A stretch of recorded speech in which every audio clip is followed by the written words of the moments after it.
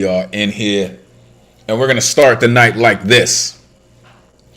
I stood on the bridge at midnight as the clocks were striking the hour, and the moon rose over the city behind the dark church tower. I saw her bright reflection in the waters under me, like a golden goblet falling and sinking into the sea. The bridge. Henry Wadsworth Longfellow. Welcome artists and family. You know what it is. Finally, Thursday night has come back. Pull up a Zoom box, grab a microphone, and get comfortable. It's about to go down.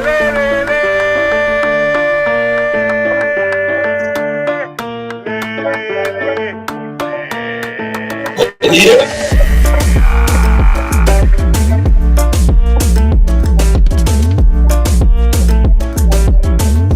Be in here, y'all. Get excited.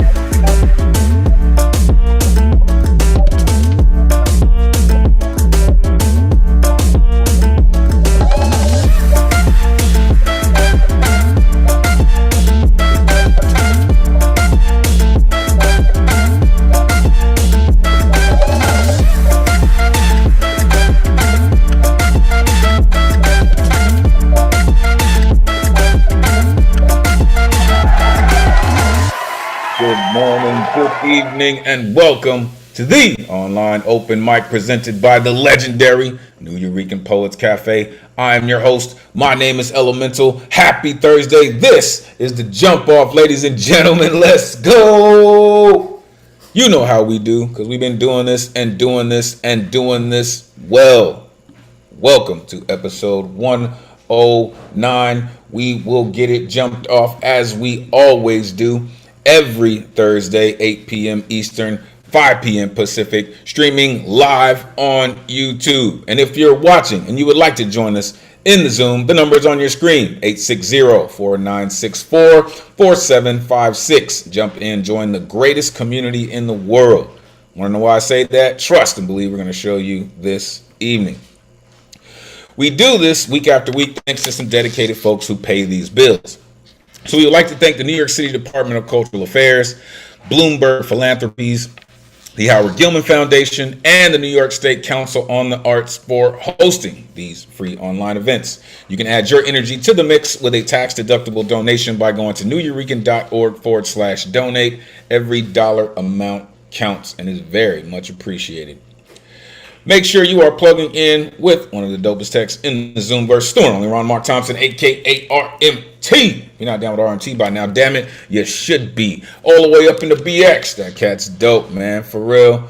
Also, the homie Brian Lee. Make sure you give him a follow. This is where you can find me, Elemen2al.com. Also, the one and only Matthew Model-Keen is in the building. Shout out Storm Lake in the building all the way in Jersey. That cat's all kinds of dope. Plus, he's an amazing host of the Final Friday Slam along with Paul Conqueso.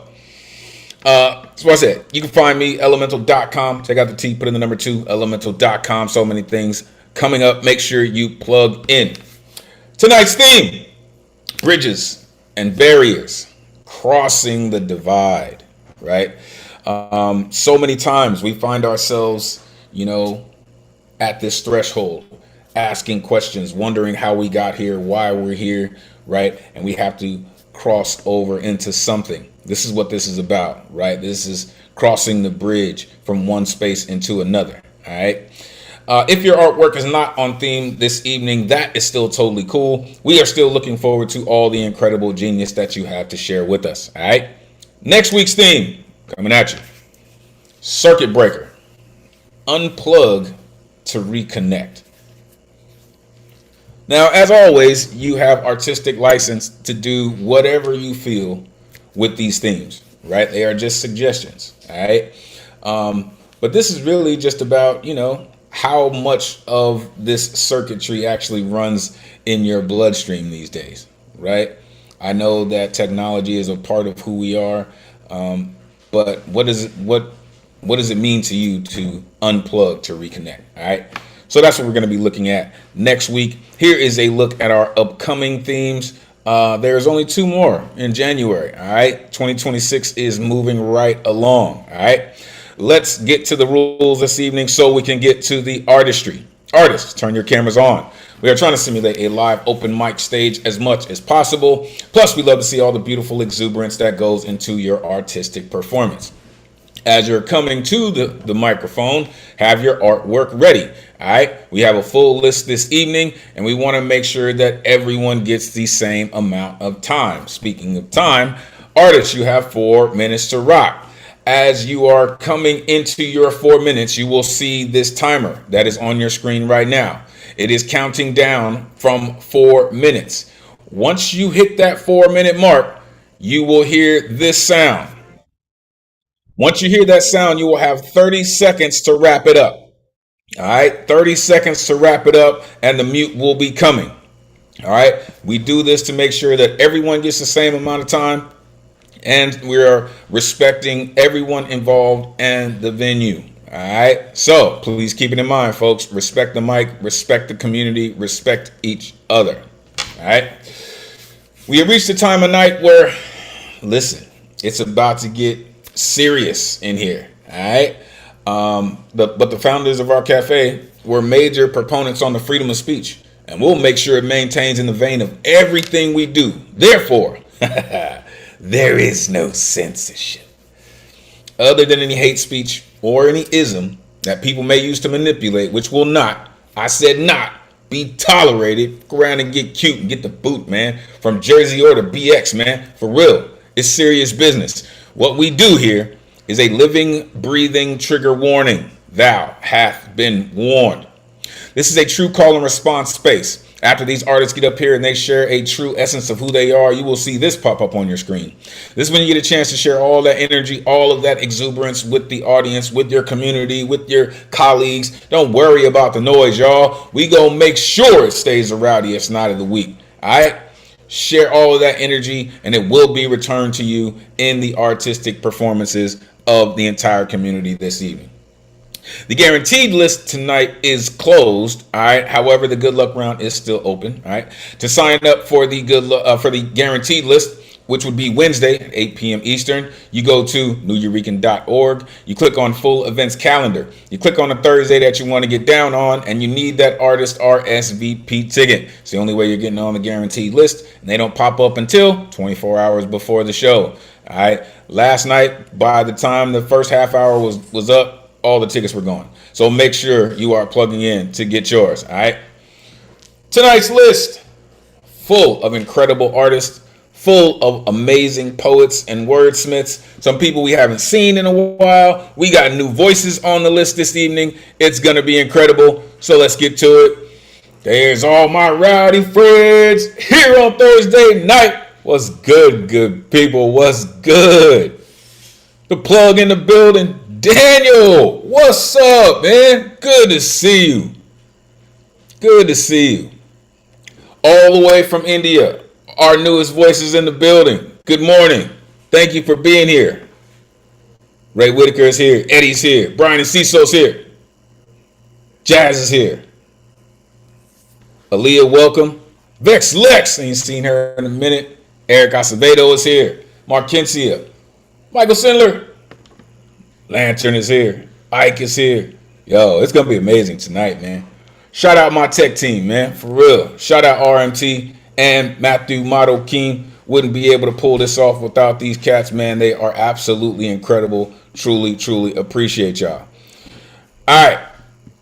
So, I will post the list in the chat, and we will get to it straight away. All right. As I said, we have a full list this evening. And a couple folks listen. For those of you who may not have heard Daniel, he's pretty incredible, man. For real. So I'm looking forward to that cat getting down this evening. So make sure y'all post up and hang out. It's gonna be incredible. All right. So as we normally do, we're gonna start off with the amazing, the illustrious, the one and only Eddie Foreman, who's always got a rhyme that's right on time, always ready to bring a beautiful light and energy to the community. Come on, Eddie, let these folks know where they can find you. Always great to see you. Please take it away. Thank you, my bro, like no other. Words like thunder. And thank you for pushing on through. Never get that we love you. And Matthew King and Ramont Thompson, too. Woo! Hello, my name is Ed Potato. I'm feeling fantastic. Please, time to join my rhyme. Thoughtful Sublime. I got two short pieces, so I'll take too much time. The first piece is called Painfully Oblivious. I want to say it instead of praying it. Our crazy society, not understanding variety, blindly attacking, overly stacking. I understand being oblivious. Why are you so serious? Things don't revolve around you. It's true as the sky and sea are blue. You know what I'm saying it? No more weighing or debating it.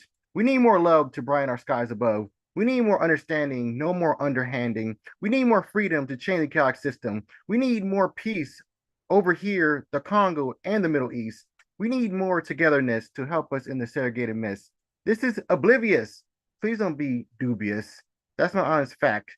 Please don't have a heart attack. Just my honest opinion. Don't be glued to your dominion. Thank you. And the second one's called Vestigial Organ. You're unneeded, but you're still greeted.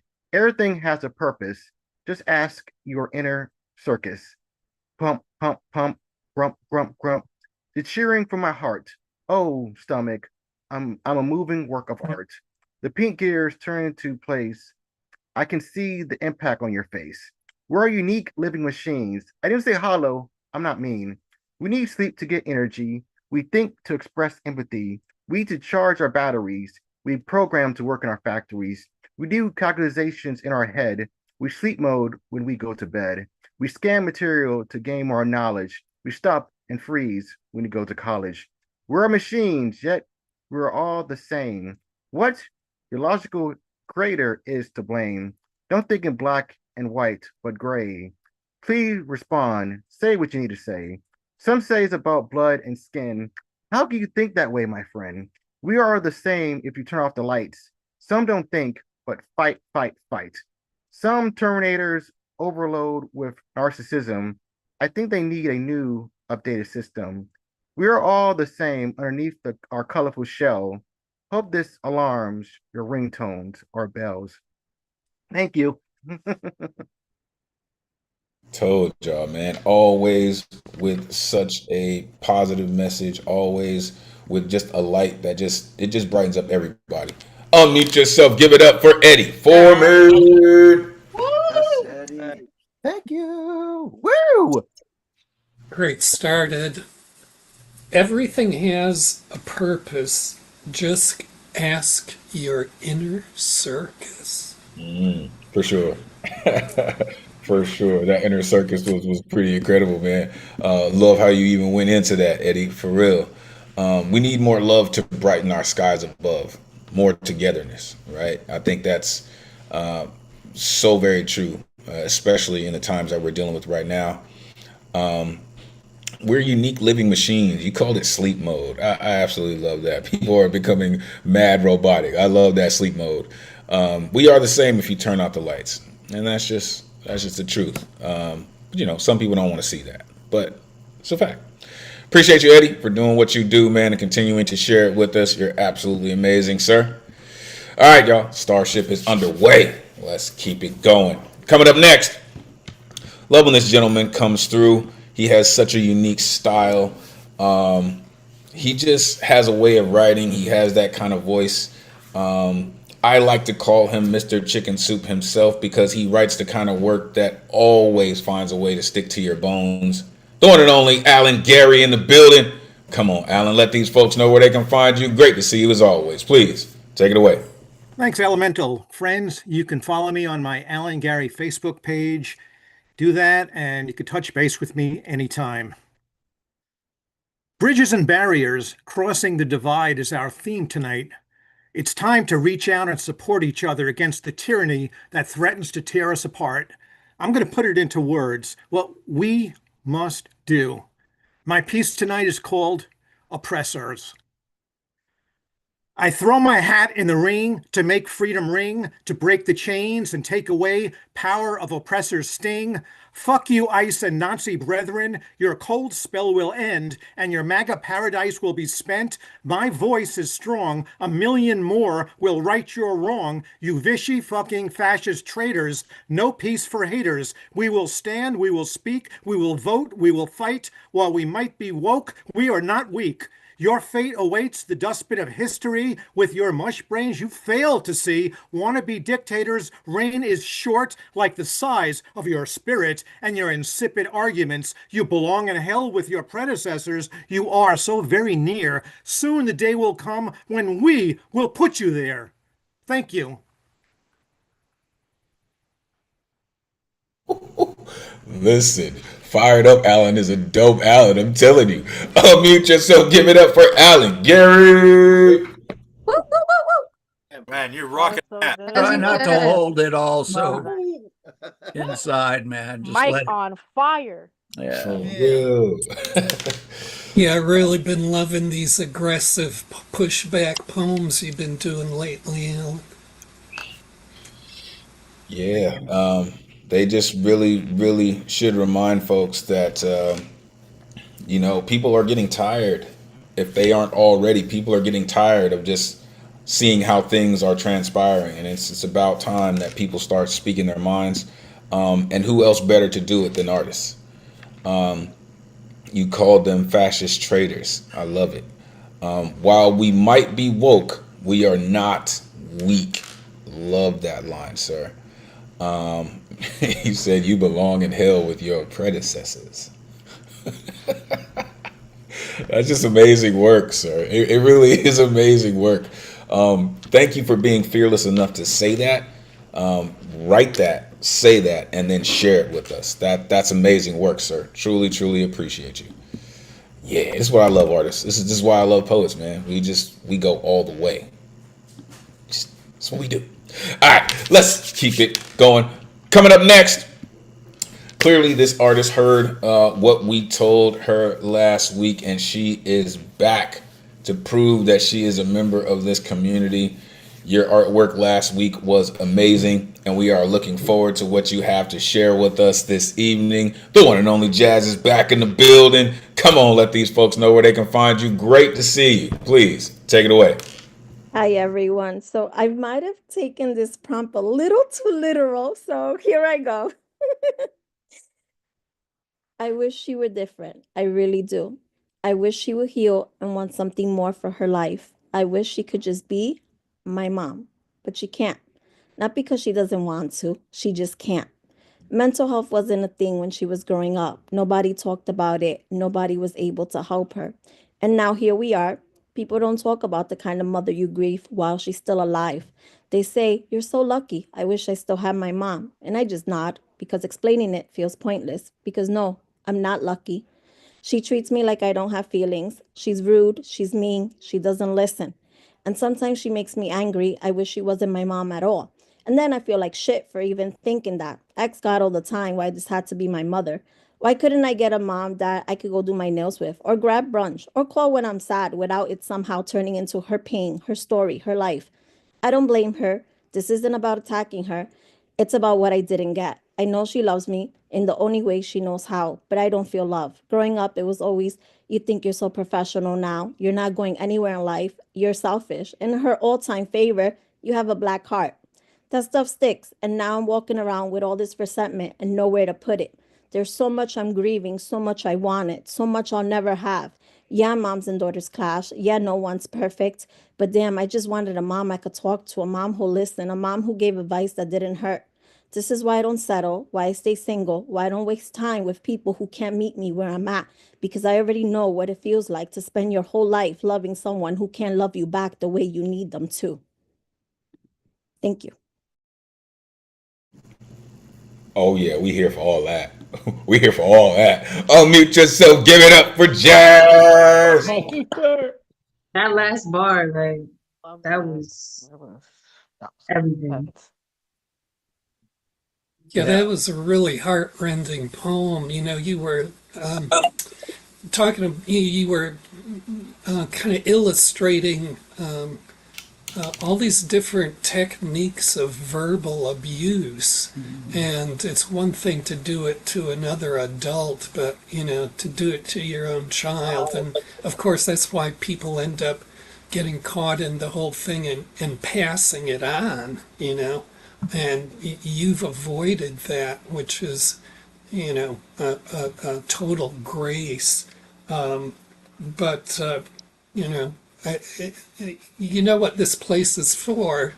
Much of the time is to be able to stand up and speak out with that kind of vulnerability. And I found that poem rather evenly balanced between, imparting how wounding it was, but also imparting your own strength and your own, self-affirmation. Yeah, it's not easy to write poems like that, right? But those are the poems that need to be written, right? It takes a level of strength to expose your true feelings about someone where everyone in the world says, "Oh, you're supposed to love this person. You shouldn't say that about this person. You're not supposed to feel like this. You're supposed to feel like that." But for you to have that feeling and then express it, that is power, right? That is strength. And that's what this is. That's what we're here for, right? You said, "No, I'm not lucky." You said walking around with all this resentment with nowhere to put it. That's just heavy, right? However, now you have us. We are here to listen to it. We are here for you 100%. Thank you for that. That was absolutely amazing. I hope it felt as good as it sounded. Truly, truly. All right, let's keep it going. Coming up next, listen, our resident blacksmith is in the building. This gentleman is a pillar of our community. This dude is like a Shaolin monk, man. He's got styles on top of styles on top of styles, man. For real, for real, man. He's just incredible. Mr. Lighthouse Writers himself, the one and only Michael Sindler in the building. Come on, let these folks know where they can find you. Great to see you as always, sir. Please take it away. Hey, thanks. Way more monkey than monk, actually. But, going up the scale or up the tree, whatever I can do. Speaking of which, if you're trying to do a little bit better, try and get the light on this thing, lighthousewriters.org, which is something that I love very, very much and think is a wonderful thing for writers of all ranges and genres and all that. So what does it hurt to just plug in those digits? I'm going to start with this one because actually the guy is sort of like the first like friend I ever made outside my family at 2 years, second grade. And the first conversation we ever had with each other, he was trying to convince me that Catholicism was older than Judaism. So, but he just passed away today. So I'm going to just read this. It's sort of reminiscent of our past. Blues for Olympia. Just one more shotgun shack on the riverside of the Mill Village. Have to jump the train to get across Olympia Avenue. It's okay when it's going slow. Feral cats in every front yard, moving in a pack at dinner time. Nancy's on the front porch eating cornflakes on the couch, laughing as the lightning bugs arrive. Shade tree mechanic wannabe has a carburetor disassembled on a blanket in the driveway. Squirrel hides a ripe pecan in a valve. That car will be on bricks for a while. The band is playing something strictly acoustic in the backyard. Song mixing with fire pit smoke, twanging blues and tangy barbecue. Tim went off to get more ice for the keg.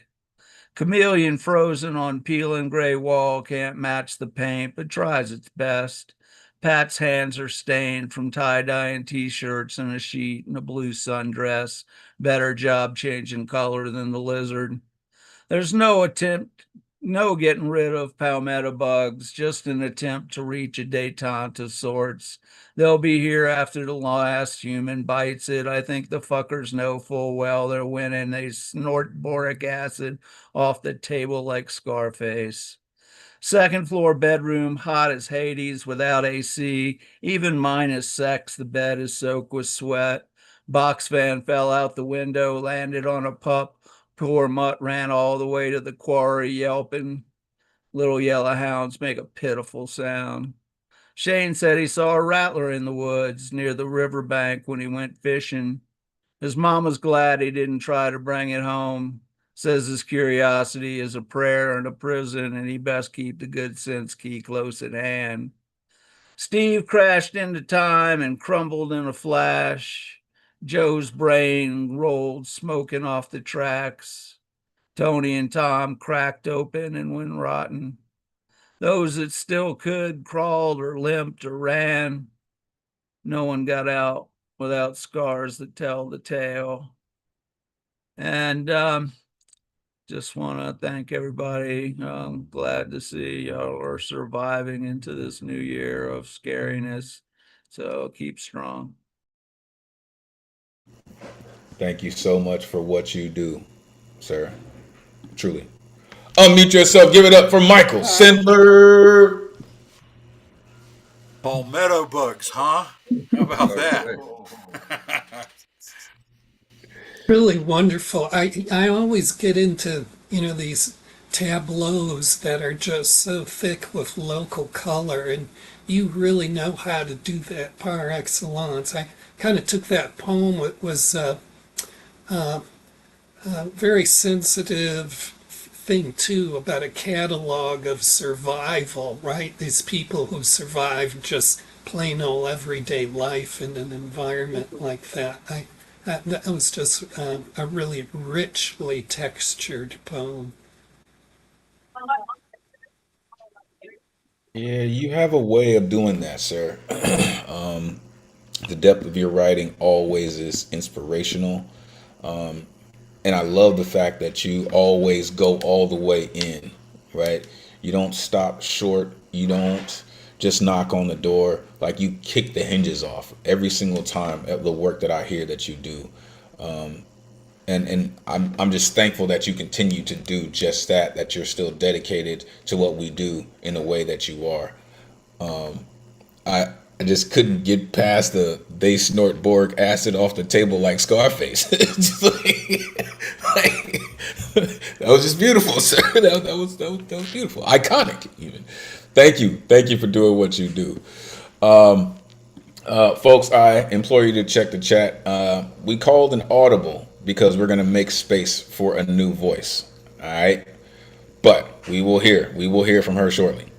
Coming up next, this gentleman. Listen, this gentleman, I like to call him the Earth Spirit.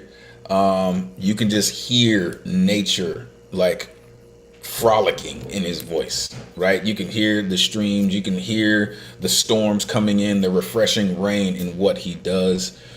He is the author of The Impromptu of Love of Music. He is the author of Animals and a new piece of work coming very soon. The one and only Ray Whitaker in the building. Come on, Ray, let these folks know where they can find you. Great to see you as always, sir. Please, take it away. Oh, thank you for that introduction. I always appreciate you. When I was choosing the pieces I was going to read tonight, based on the theme, thought I'd actually stick to the theme tonight. But I got to one and I said, I don't think I'm going to read that one, so I'm going to read these other two. This one is called "Stunned by What Was Being Offered."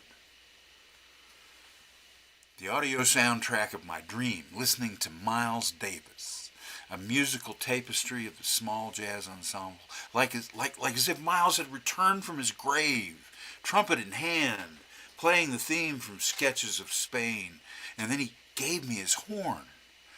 Well, taking the silver horn, holding like it was made of platinum, a metal more valuable almost than my breath itself. Looking in Miles' eyes, seeing a hollowness in them, those of a ghostly being, perhaps the sight of an otherworldly being with irises that were oval-shaped. Then Freddie Hubbard walked in on us, grabbed the instrument away from me, and began an argument with Miles over intonation and the usage of harmonic ninths and jazz riffs. I could not comprehend these two dead trumpet players playing in my dream living room and asked no questions. Thank you. Now this next one is called The Wind in Your Ears. I'll try to pay some tribute to that fine introduction that Elemental gave me. The boughs of the ponderosa pines move in their dance with the elements. The clouds race in a competition in the sky, finish line unknown, wherever it may be. Leaves browned by winter's snow, racing to be first in the pile across the lawn, nesting at the base of trees. There's no devotion to a particular tree. They get up and move as if having a mind of their own. Hoodoos are shaped by this, along with the once present, now long gone water that used to lap at their rising towers. I'm a southerner at the base of the Front Range, an alien from the Blue Ridge far to the east, now hearing the song of Rocky Mountain winds in juxtaposition with those hazy blues, windy legatos of that range. No comfortable southern accents in today's song here. The wind whispers certain secrets, those held close from bears and bighorn sheep, innuendos of elk trumpeting and mountain lions. The wind calls to be listened to. A dust devil rises, making you wonder who is visiting. Is it she again? The wind's whirling, perhaps, to shape her face again, to look into those brown eyes once more, perhaps to remember her voice one more time. Thank you. I told y'all, he's just a whole calming spirit. Like, look, unmute yourself, give it up for Ray Whitaker. Absolutely beautiful. Beautiful stuff. Absolutely beautiful. Beautiful stuff. Yeah, that poem was so sensual, so feelable, and Feelable. New yeah, it was so Keebler. it was so feelable. And that first poem, Ray, I was just really taken away by your delivery, your tone of voice, this reverential enthusiasm. It was so perfect and so effective. And you had so many great images and lines in there. I just have one question. How do I get those guys to show up and play in my dream? For real. Practice, Okay? practice, practice. Oh, You talk about I practice. never know what comes out of dreams. To just share some insight, I keep a dream log. I wake up in the morning and write down what I remember. And I got 142 pages last year. So you never know. I know. Yeah, That's a- too bad Garland isn't here. He'd be jealous. For sure. For sure. Listen, that's just amazing. Like anytime that you get that, as soon as you said Sketches of Spain, I had that vinyl, right? That 12-inch. And it's something about listening to that album in particular. And then you said the right thing at the end. You said, I asked no questions. Like, no, you just fly on the wall when those two cats are rapping with each other. You just listen, right? Like, but amazing. And to think that was the dream, that was absolutely amazing. He said harmonic ninths. That was crazy. And then winds in your ears. You just mentioned hearing the song of the Rocky Mountain winds. The wind whispers certain secrets, and the wind calls to be listened to. Like, come on, man. It's like your phone is ringing and the wind is calling. It's like, I just need someone to listen. You know, I just need someone to listen. That's just amazing, sir. Thank you for that. Please continue to do what you do. Make sure you post in the chat if it's available, how people can connect with the latest work that you are going to be producing. Amazing, sir. Thank you for doing what you do. All right. So I know who's on the list, right? And we're going to go to the Pacific Northwest in just a minute. But we have to make time for this new voice in the building. And she comes from a space of one of our good friends, right? By the name of Unmesh Mohitkar. However, we are going to make space for you this morning. Please, first of all, welcome to the greatest community in the world. Without giving us your exact address, please tell the community where in the world you are plugging in from this morning. Hi everyone. I'm actually from India, Punjab. It's near the capital. I guess a 6-hour train ride from the capital, Delhi. And I'm 16 years old. I turned 16 earlier this week, and I've been writing since I was 11, I think. I wrote my first poem when lockdown ended, and it got published in a newspaper, and that encouraged me, and I wrote more. I wrote around 30 poems, and then I self-published them, put the book up on Amazon. However, I did not get a lot of exposure, which is what I wanted my writing to get as a young poet. So here I am, and the poem that I'm going to be reciting today was inspired by my trip to LA 2 years ago. I was just looking at the sky when I saw the moon, and I thought that it really does look the same everywhere. And then I came back home and wrote this. So, without taking much of your time, should I just start? Listen, I mean, you're already on it. Like you jumped on, you hit the ground running. You're absolutely right where you need to be. Welcome to the greatest community in the world. We will yell at you later. Congratulations on getting your work published. It is not an easy feat, and self-publishing at such a young age to be in that mindset already. That's absolutely amazing. We are here to hear all of your poem. Welcome. Please take it away. Thank you. I have to say it's my first time doing slam poetry, and I think that's what it's called. And I didn't know, so I think it's a bit short, but I'm just gonna go ahead with it. Um, Barbara worshipped her hometown, adored all the earthly beauty around. One day she woke up and decided to roam, and so she left home. And dear reader, once she came back, she thought, everywhere she'd been, everything she'd seen, the omnipresent moonlight always reached, never intervened. All the grotesque places in the world still looked beautiful, for they harbored the moon. Dear reader, a red moon lives inside all those that bleed, even those part of genocide hidden by the coveted shield of greed. Moonless nights pass by as humanity bows its head. But, dear reader, look under the darkness, for it still thrives on its deathbed. Thank you. And I'd just like to say that after I wrote it, I realized how relevant it was, because with everything happening in the world right now, wars, headlines, losses, and it felt like humanity was perishing. So I wrote this to remind myself that faith in humanity doesn't come from pretending the people are good. It just comes from having hope that the nights aren't actually moonless, because the sun's not behind the moon, so that's why we can't see it, but it's still there. That's just amazing. Please pronounce your name for me so I don't butcher it. Yeah, it's just Ryan. Josh Ryan. Okay. Just Ryan. Josh Ryan. Thank you. Not sure, but just Ryan. Josh Ryan. You can just call me that. That's okay.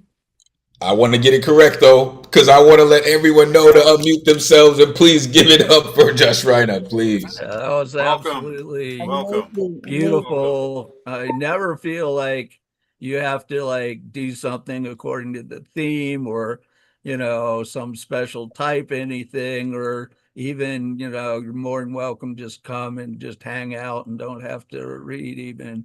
But yeah, it's really great to have you as part of our group now. So beautiful. Love that. Really was impressed by, you did this short poem, but it really was very broadly encompassing of so many things. And then, ultimately you're talking about the human condition. And I just want to make the point that this place, one of the main reasons this place was established was for people to come and stand up and speak out about the things that concern them. So what you did with this poem and the message you delivered is definitely, completely what this place was built for. So I hope you do feel extremely welcomed here. Thank you. Thank you so much, And everyone. Thank you. definitely put your book link in the chat because I think you probably got an audience right here that's looking to buy that. So thank you for coming on and sharing your words. Thank you. Actually, it didn't receive a good response. I got it through a graphic designer up on Amazon, so I don't think it's available outside of India. I just got the copies with me at this point. Hey, listen. Yeah. There are That's people who are willing to get it. Trust and believe. You have made an entire new set of worldwide fans in one day, in one poem. All right. So if you have a way for people to get it, please let us know through whatever channels that you can. Let us know so we can support all the work that you're doing. Yeah, and those things happen when you try to get your work published. Don't be discouraged by that. So, for you to be the age you are and already putting your work out in print, that's a huge victory. And to my mind, it doesn't matter so much how well it's received or how much exposure it gets. The main thing is you did it. You know what you did and you did it. And with, the limited resources of one individual to pull that off, you deserve a standing ovation just for that. Thank you. Thank you. It means a lot. Thank you so much.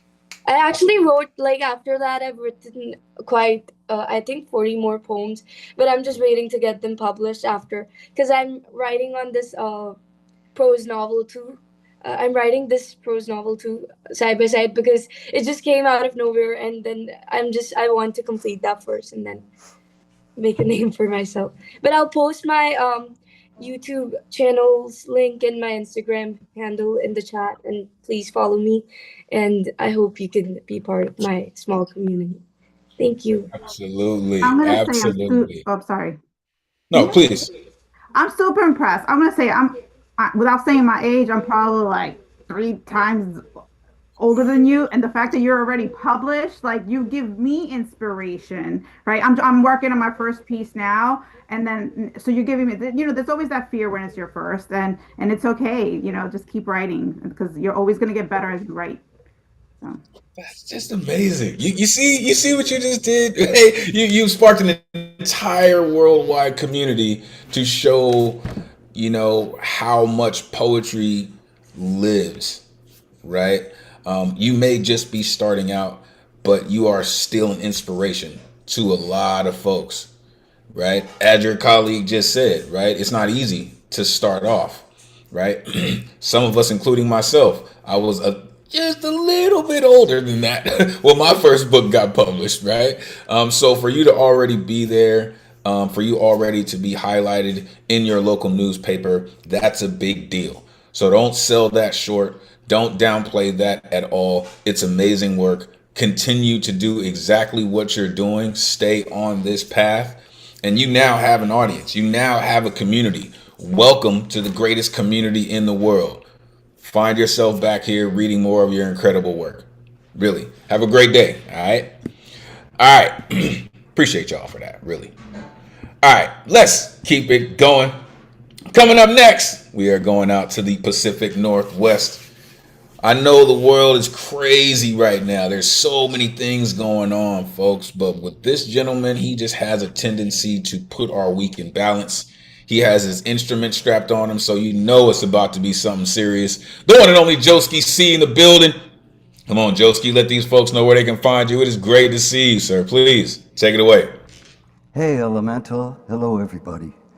Hey, I just want to start with that. Oh, that young poet is amazing. What a wonderful experience that was hearing her.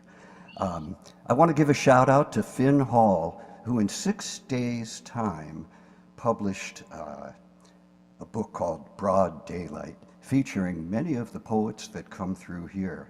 And it's a tribute to Renee Good. And my poem is in there as well. So this is new, and it's evolving, but I'm just going to play it anyway.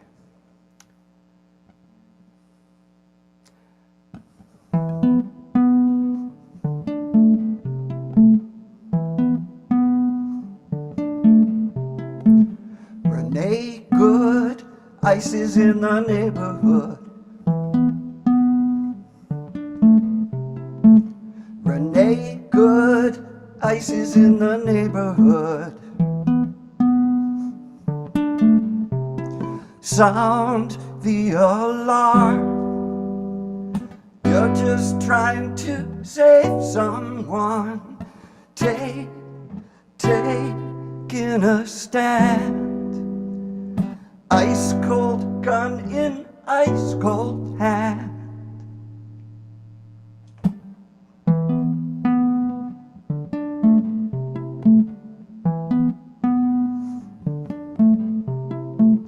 Renee Good, ice is in the neighborhood.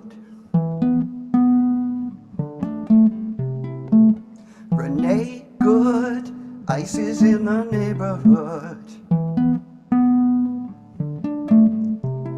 Shine like the sun. You got whistles, they got guns. Try to save someone. Ice cold hand shoots ice cold gun.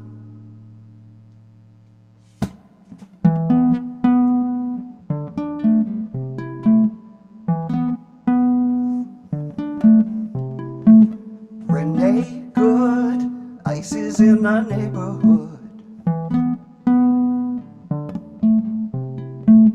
Renee Good, ice is in the neighborhood.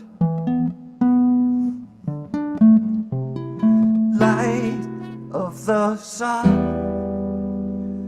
tells the truth to everyone. Try to save someone. Ice cold murder, ice cold gun. Renee Good, ice is in the neighborhood.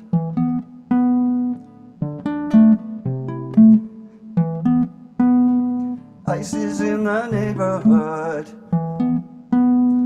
Ice is in the neighborhood. Renee Good. Sound the alarm.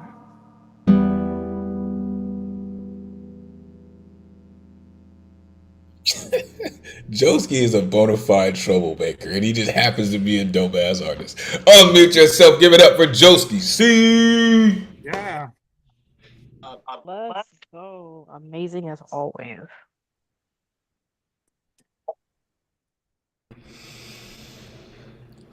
Like, Thanks, Joski. Ugliest thing I ever saw in my life.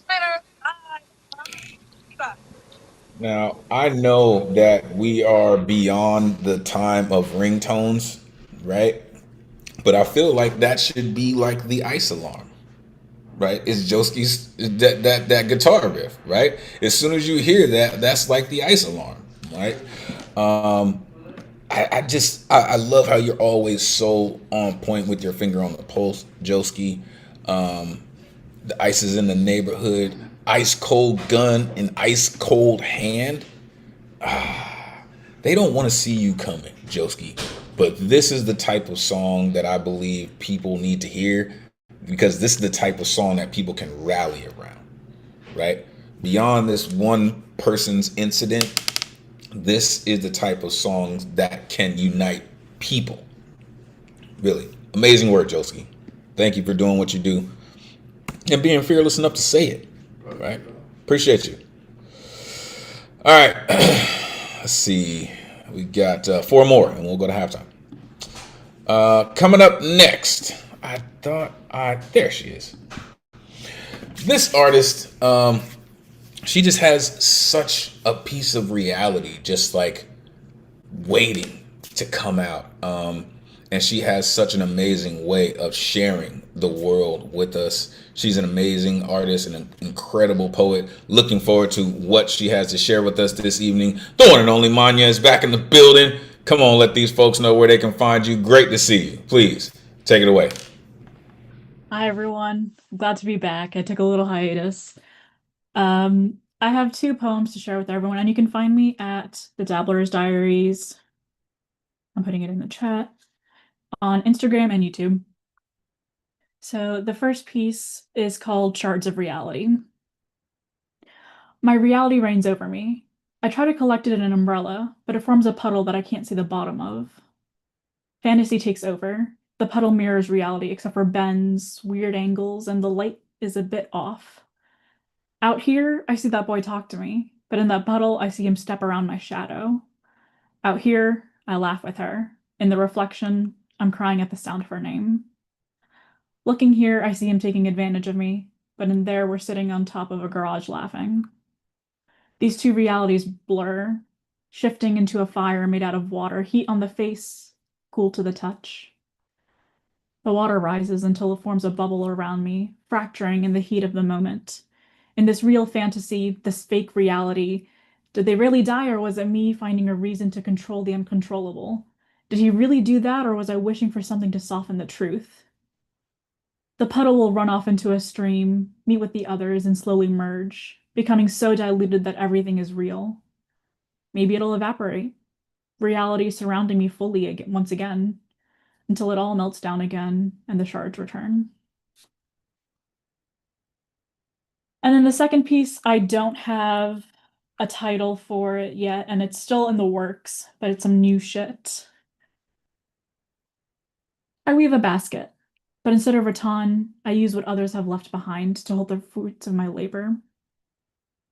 I wet each piece with blood that has escaped my baggage, and gently bend it to build up my walls, each piece being held by the scars inflicted by others. Some edges are tightly woven, where each repeated mistake of others is carefully placed so no more pieces can fit there. Yet there are some pieces sticking out. No matter how much blood I spill, those pieces continue to jab me in the stomach. When tomorrow comes, and I place the perfect berries in my basket, if any of them fall out, I'll re-wet each piece until I shape the perfect basket to hold the berries of tomorrow. Thank you. Let's go hold the berries of tomorrow. Come on. Unmute yourself. Give it up for Manya.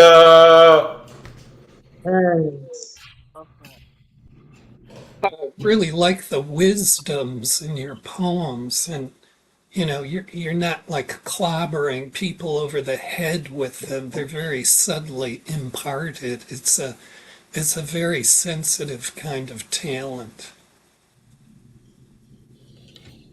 I agree. It's the subtleties, right? It's like you said, it's not just bashing people over the head. It's really getting to the pressure points of how people pay attention to their own realities, right? You said out here the light is a bit off in the first poem.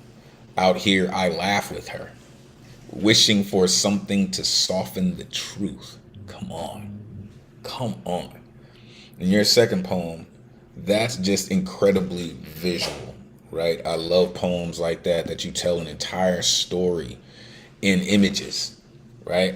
No matter how much blood I spill, that's just it's really really work, right? Because to me, all that blood you spilled just landed on the page, and you just turned it into this piece of art. Amazing work. Thank you for sharing it with us. Wow. Really dope. All right. So as I said, we're gonna go 3 more, and then we will go to halftime. Coming up next, yo, is this your first time rocking with us, sir? Virtually, yes. Really, really dope, man. All right. So without giving us your address, tell us where in the world you are plugging in from this evening. So I'm a born and raised New Yorker, but I'm currently residing in St. Louis, Missouri. Okay, Missouri in the building. Okay. Listen, we've been here, man, and we are thankful that you came through to rock with us, that you found the online open mic. Welcome to the greatest community in the world. You see how this has been going this evening. We are looking forward to all that you have to share with us. Make sure you put your information into the chat, and we will yell at you afterwards. Please take it away. Welcome. Thank you. This is about language and my tongue and my lengua. All right. It goes like this. Eres venenosa, linda y bendita, walking with your back straight and head to the skies, for you know your worth and do not fear it. Tu echa amenazas and threaten to castrate anyone who dare dictates the rhythm in your steps. You don't care. You don't give a fuck. Who you with or where you at. You state that you are unchained, that you are crafted flawlessly even after being shattered. You have years of experience singing and dancing as if the world was your palace, as if you were the candies at the bottom of Abuelita's pocketbook protected by La Biblia. You are a gift passed down to me, and I hold you close to my chest because I am the child you witnessed grow. You are the tree that unfolds secrets and recipe. You carry remedies and spells, for you are preciosa y antigua, mi mejor amiga cuando se me acaban las palabras en inglés. Tú eres la lengua que utilizo para comunicarme con los viejos del barrio when Papa Dios is on coffee break. Tú eres la lengua she moans my name in. Tú eres flan de guayaba, thick and creamy. Tú eres la lengua I cry with because you were often made fun of for being tied down, because your languages were at war with each other. You were often blamed by professors who said English and I were like Beauty and the Beast curse. My lengua has nothing to do with your monolingual perspective, with your white privilege ass, with your racist and colonizer agenda. My lengua does not seek approval, nor is it up for discussion. My lengua is and will always be none of your fucking business, so fuck you if you think the way I roll my R's is offensive. If you no comprende the ritmo of my lengua, mámate un bicho y muérate. This here is not una indirecta. This here is a task. There is no refunds or exchanges. My lengua is sacred and then cannot be returned. There's no receipt, but it does come with years of attitude, with years of guaranteed attitude and resiliency. It is armed with power and knowledge. It is armed with a smirk and a smile. It is armed with culture and appreciation. My lengua is a survivor, dándome la bendición. So don't you ever dare tell me to be silent, because it's not going to happen, porque soy muy bravo to ever be quiet. You better talk that shit, man. You better come in here and talk all of that shit. Oh, mute yourself. Give it up for Eric Acevedo. Wow. Just spectacular. Bringing the heat. Yes.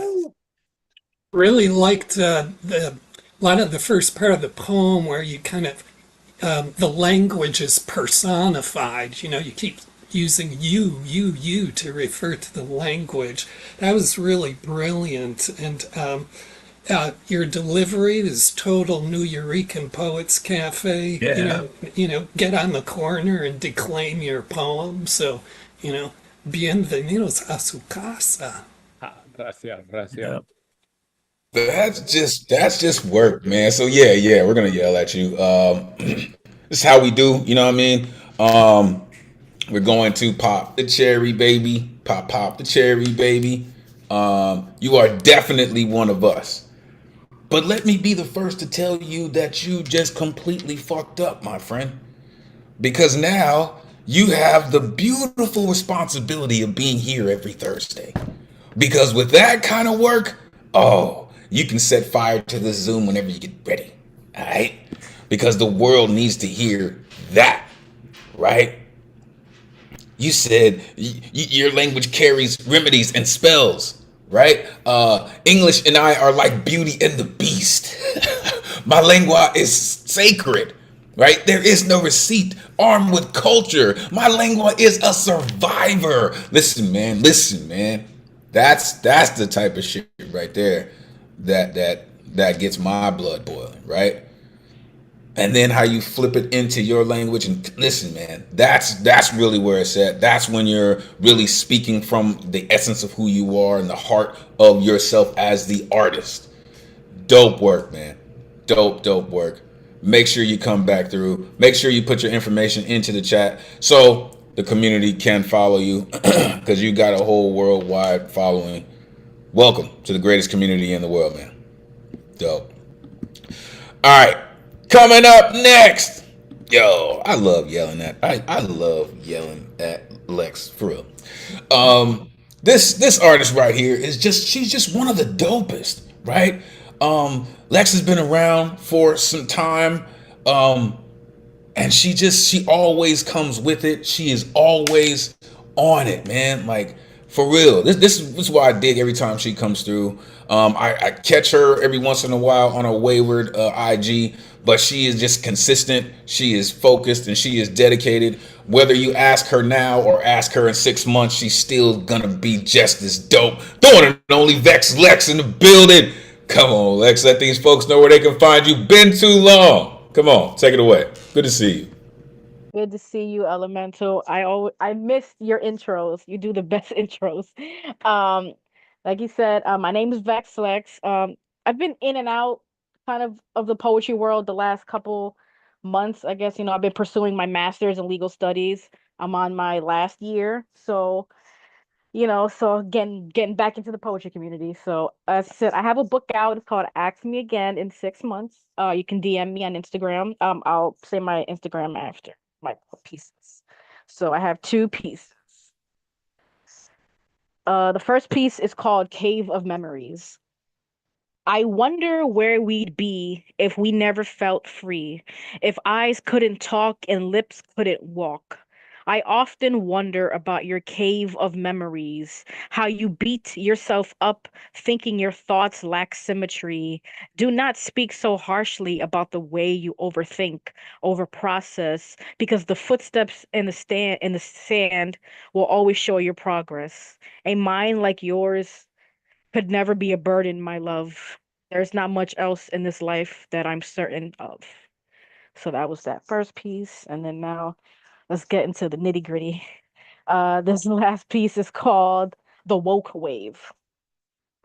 If this were the 1920s, a lot of you would have thought it was woke for women to get the right to vote. Or maybe you still feel that way. After all, woke just means times are changing and we must change alongside it.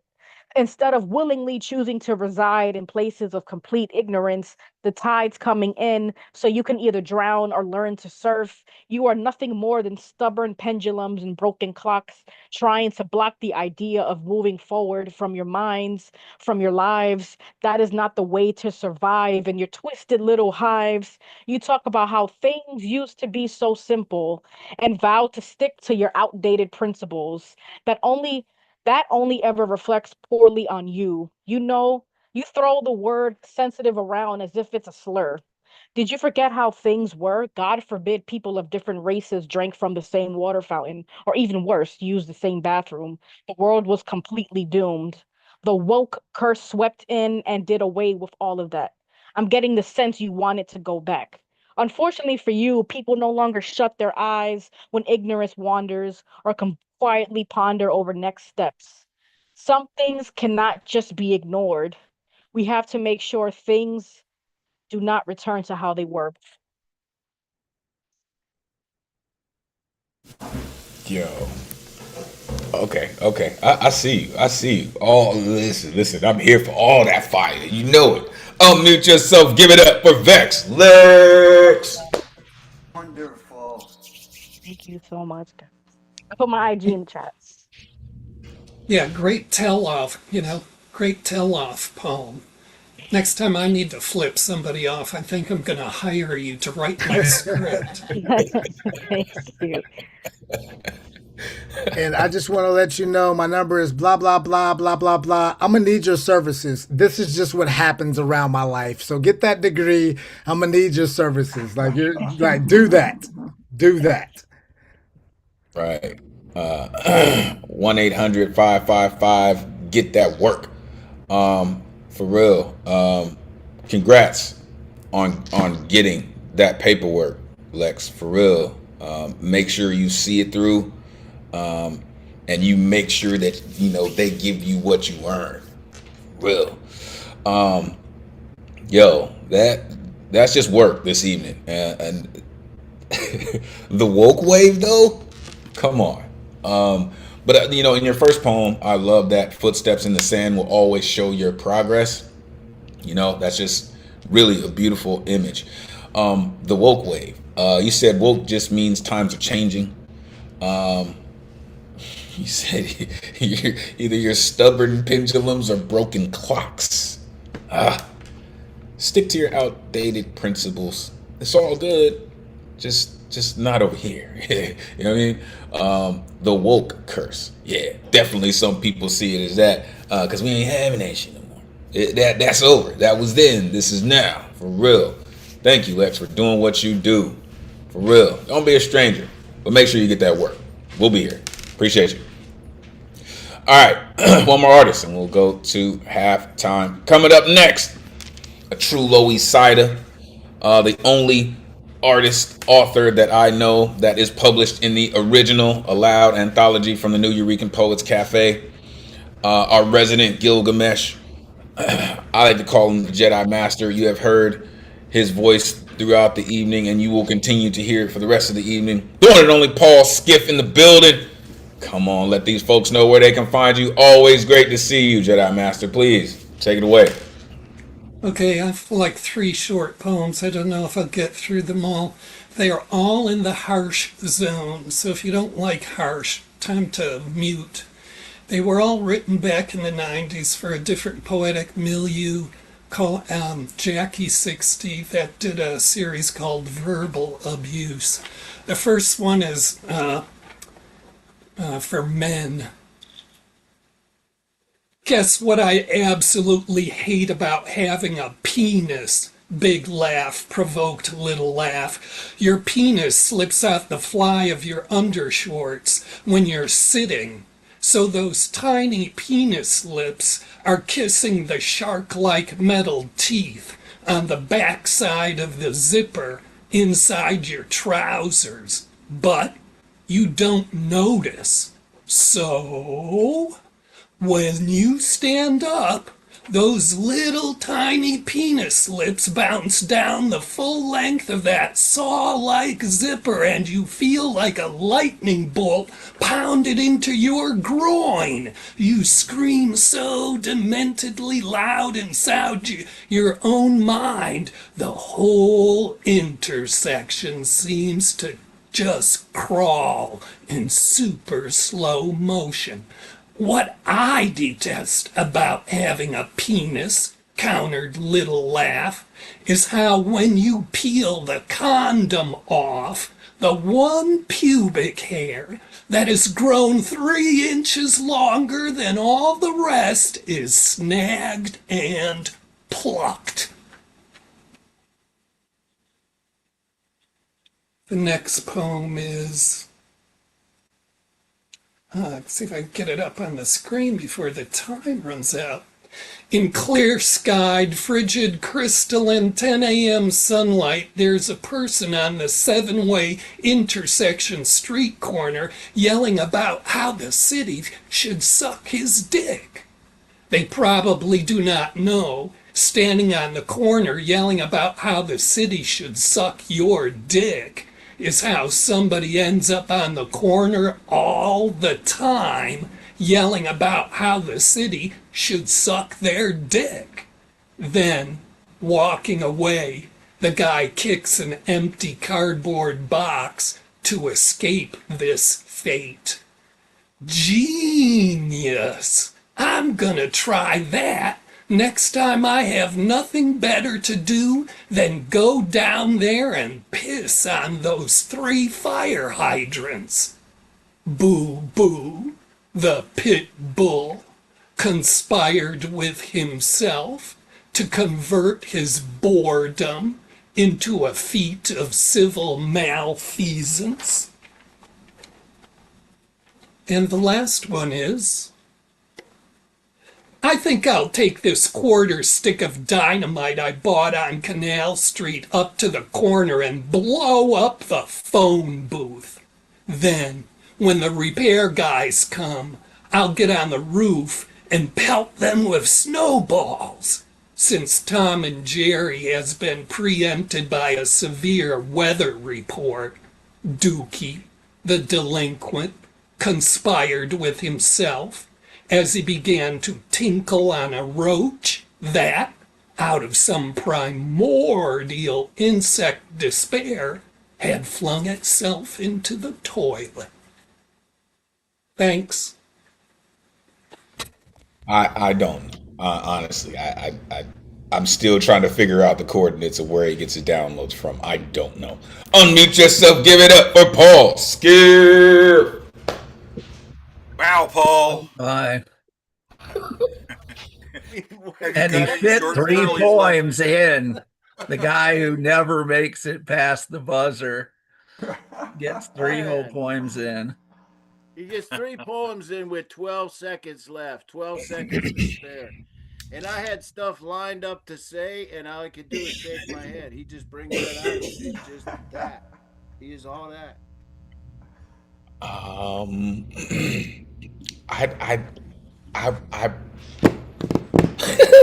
He was on the corner screaming, and then the next thing I know, he was kicking a box, and then he started throwing snowballs at people.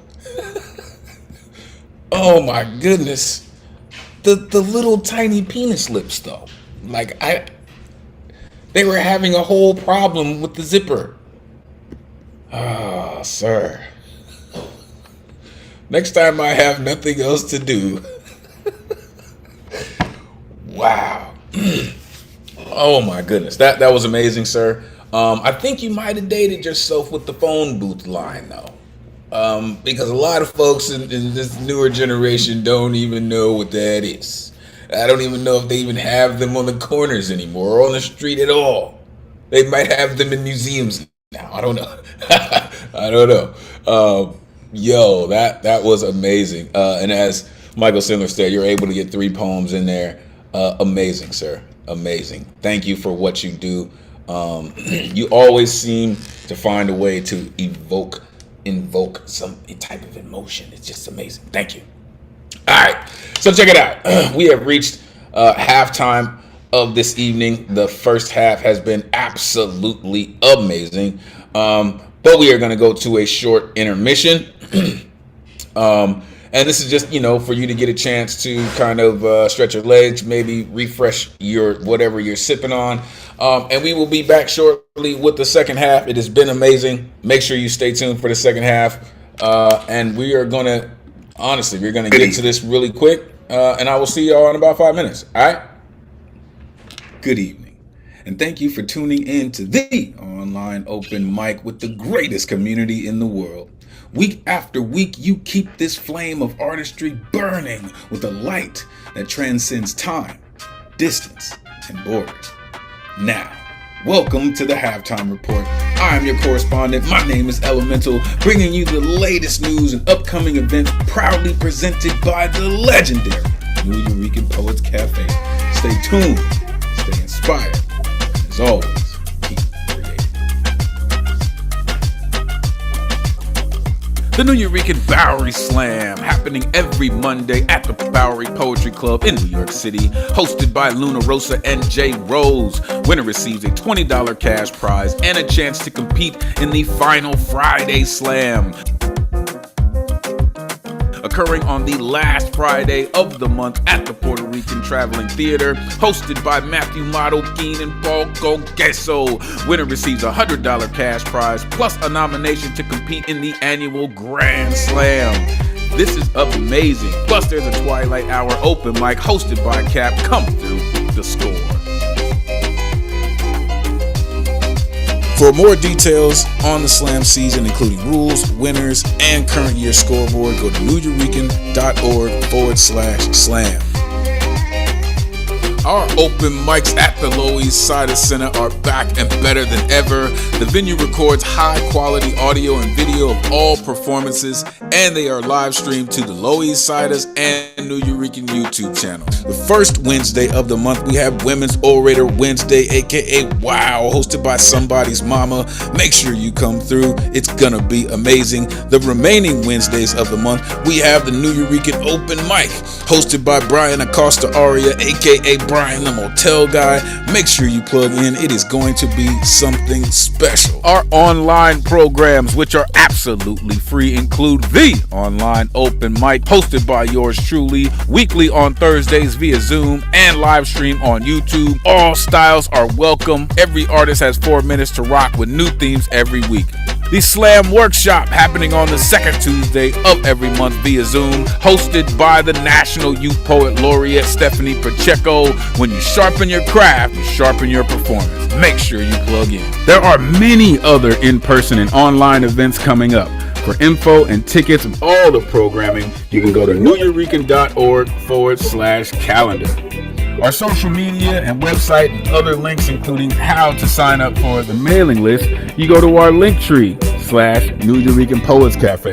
Visit our YouTube channel to catch past live streams of online and Lower East Side Center open mics, beatniks, and special events at Battery Park City, Poetry House, and NJ Pack.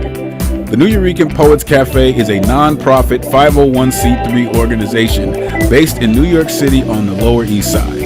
Ticket sales and grants don't cover all of our programs and operations expenses. So here are ways that you can help support us in our mission to continue with moving poetry forward. Our merchandise, shirts, hats, and tote bags available for purchase at our New Yo table and in-person events, or go to newurekan.org/merch. Spring and summer collection coming soon. Also, check out and subscribe to our Patreon site. Gain access to video recordings of in-person events not available online for the public. Go to patreon.com/New Eurekan Poets Cafe.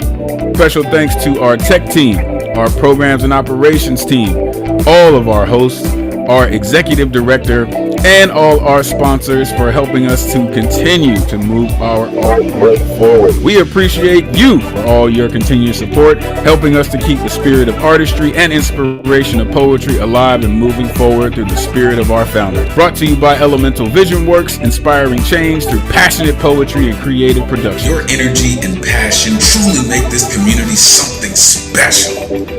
Thank you for all your artistry and your genius. Truly can't thank you enough. We appreciate you. Now, back to the show. Peace. Yeah. Let's get back to it, folks. Yo, the second half is set up and it's going to be crazy. For real. Got some more new voices coming at you this evening, too. All right. So, starting off the second half, all the way across the pond, where it's wicked late. This cat just happens to be the most eloquent writer in the world.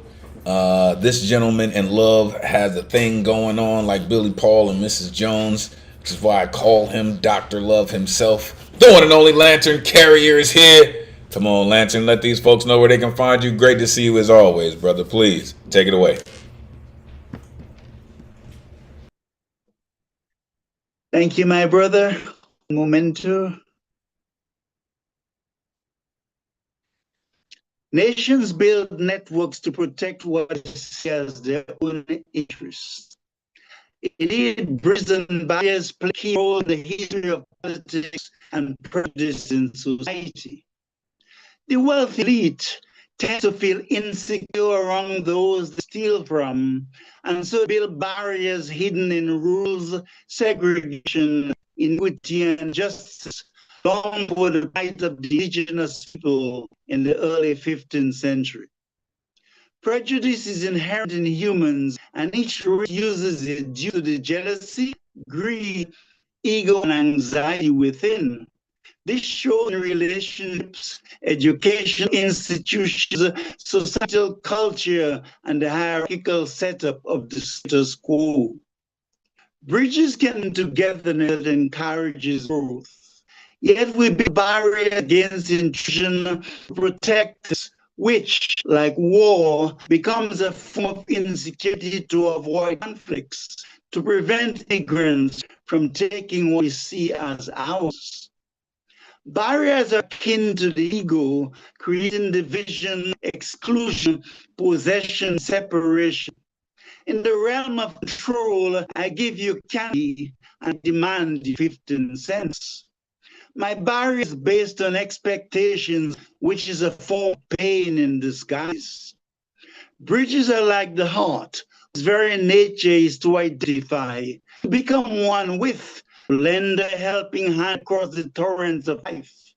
It says we and our, while the ego says me and mine's. Bridging divide is a constant challenge, relying on the progressive empathy of the soul. Tribes and clans are bridges, existing in institutions, heritage, sports, constitutional steps. The whole human together become barriers when another clan is seen to be doing something different. In religion or politics, barriers protect clan, some overreach, leading to strife and disorder. Out huddle surface, a dialogue breaks down, and so it becomes a choice of problem solving, like a school bully looking around to find a scapegoat for problems. An effective Manhattan Bridge is crucial to getting goods and people across, while seeds of power and war sow visions which historically repeat themselves. We try to cross the divide with dialogue and diplomacy, treaties, red lines, revised constitutions, and international law. We engage in conflict resolutions, intercultural exchange, mediation, and even mindfulness to solve problems. Yet still have power and control, ego and greed. Alas, change must come from within to avoid catastrophe and promote freedom. The inner barricades limit us, so we must inward build bridges of mercy through self-reflection and inner silence. As we grow, it becomes easier to see the challenge of climate change, a greater willingness to cooperate in changing communities, nation building. The microcosm is the macrocosm, and an interior change encourages the flow of harmony. The walls are inside us, just as the brief love must be fostered within the heart spirit. Bridge and blockade are common human life and the necessary form according to the history and conditions in which we live. The hasty evolution of the soul, the removal of shadows, the emergence of the light come. Mountain Barrier. Thank you. Yo, I try to tell y'all, this dude's amazing. Unmute yourself, give it up for Lantern Carrier. Really enjoyed how the focus of this poem kept going to the far, far horizon and then bring it all back right to what's in front of our feet like that. And I'm always kind of lulled and soothed by your tone, you know, your voice. You have such a, you've, you know, I'm sure some of it's your native talent, and I'm sure some of it is, you know, what you've developed over the years, this very smooth kind of chronicler's tone of voice that's just very timeless. You really create a really intense phenomenon when you present your poems like that. Really, thanks for being here again. Thank you. He's coming to us from the mountaintop, you know? Really, really. With his scroll in hand, right? Giving us the word of the Lantern Carrier. For real, like there was some audio issues, sound like some tech issues. But the way that you always deliver your work, it is so, as the Jedi Master said, it's kind of like chronicling what, are just truths in our world, right? You said bridges are like the heart, they lend a helping hand across the torrents of life, right? Conflict resolutions, change must come from within. It's just, you just have this way of always setting this tone. And I appreciate you for staying so dedicated to it, sir. Truly. All right, let's keep it going. Coming up next, there he is. This gentleman, I like to call him the hardest working man in poetry. He's produced nearly 10 books in 2025, and I've seen a list. I think there's 2 already on deck, maybe more. He's just incredible. He flips it in different languages. The only cat that I know that still speaks Latin, and he does it incredibly. He told me a number, but I don't believe it still. I like to call him the Vincent Price of poetry. The one and only Ike Waltz is in the building. Come on, Ike, let these folks know where they can find you. Great to see you as always, sir. Please take it away. Voices from a boot camp. Lyrics for a boot camp. Don't call me sir. Yes, sir. No, sir. Don't call me sir. Unless you call every Native American, yes, sir. No, sir. Unless you call every African American, yes, sir. No, sir. Unless you call every Hispanic American, yes, sir. No, sir. Unless you call every Asian American, yes, sir. No, sir. Unless you call every white American, yes, sir. No, sir.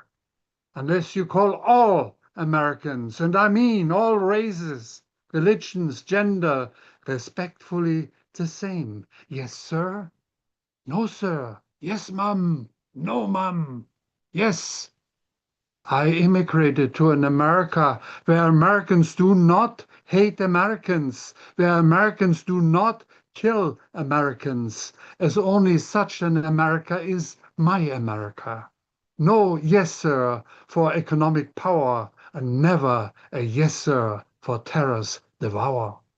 And that time, when yes, sir, no, sir, is not a sign of obedience, but gives praise to the all-American way. Until that time, when respect to yes, sir, no, sir, does not conclude that winning a case is more important than justice is done. Until that time, when respect for yes, sir, no, sir, does not conclude that apathy is the norm for a pre-existing condition. Yes, sir. No, sir. Let me tell you, until yes, sir, no, sir, yes, ma'am, no, ma'am, acknowledges respect for all gender, respect for diversity, admiration for all. Until that time, don't call me, yes, sir, don't call me, no, sir. But if you like, and quite frankly, I don't mind, you always can call me by my name. Fuck you, it's Ike, just the same. Thank you.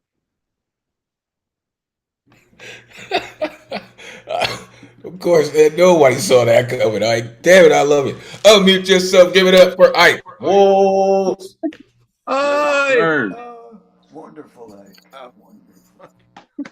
Yeah, pass the sarcasm, please. Thank you so much, Mr. Waltz, for reminding us, because there are people here who would not know this. There was a time when Americans did not hate Americans. That really, really hit me in the heart.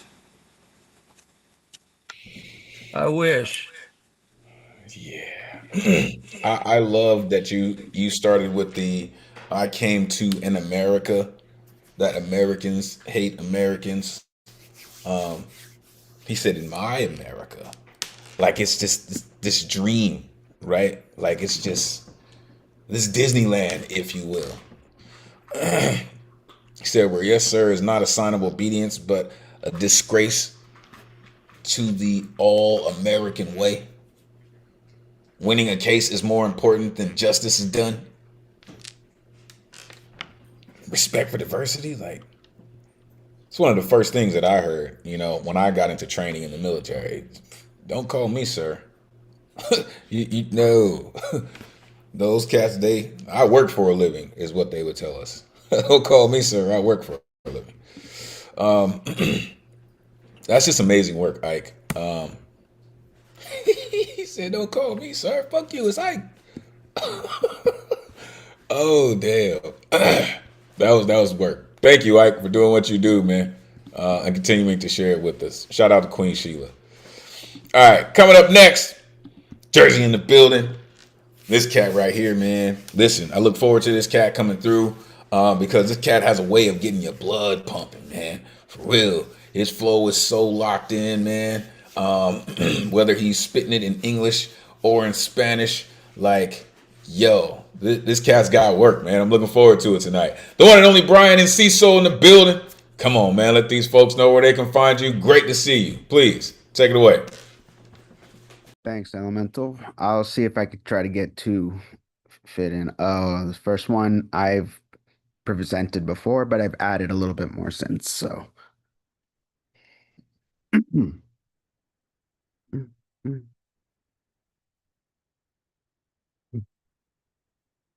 Did I decide correctly when I left the motherland? Will I keep my promise and maybe see my folks again? Can I last long enough until I get the documents? Playing hide and seek for a decade with the government? And if I switch up my looks and hide my ethnicity, will I be safe here as long as I stay in proximity? And if I wave the flag and sing the national anthem, you think they may ever consider me to be one of them? Or will they get upset I'm taking work that they don't want, whether it be at farms, construction sites, or restaurants? And what'll happen if La Migra catches up to me? Run my records and possibly go for my whole family? No rap sheet, but quick to think we acting criminally? But why come after me if we doing it legally? Plus, don't you think it's a little bit unsportsmanly to wait for me while I'm leaving the government facilities? How about money? What you mean no minimum wage? Or just enough for me to get by for another 7 days, profiting off my labor just to get half the paper, while they still got the nerve to be asking for extra favors. You don't know my origins, but you say I'm Mexican. Why not Peruvian, Venezuelan, or Costa Rican, or maybe El Salvadorian or Ecuadorian, Panamanian, Argentinian, Nicaraguan, Chilean, Bolivian, should I repeat them again? You think Uncle Sam gives the damn cause we lent a hand? Jump to conclusions when you don't even know who I am? To you we can be anything but never American. I made new friends, but if you got that weird look in the eye, and I can't help but freak out that their hearts may turn to ice, cause they can't seem to tell the difference like we all the same. Must be tripping if you're thinking we ain't gonna stake our claim.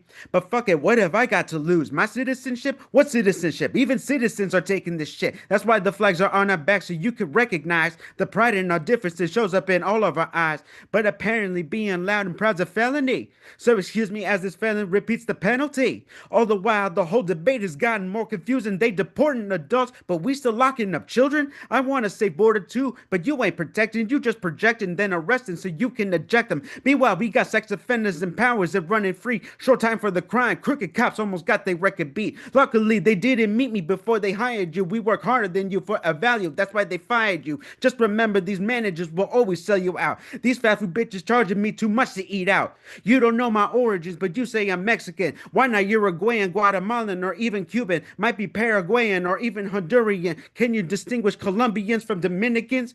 You still remember that Puerto Ricans are citizens? You think Uncle Sam gives a damn because we lent our hands? Jump to conclusions when you don't even know who I am? To you we can be anything but never American.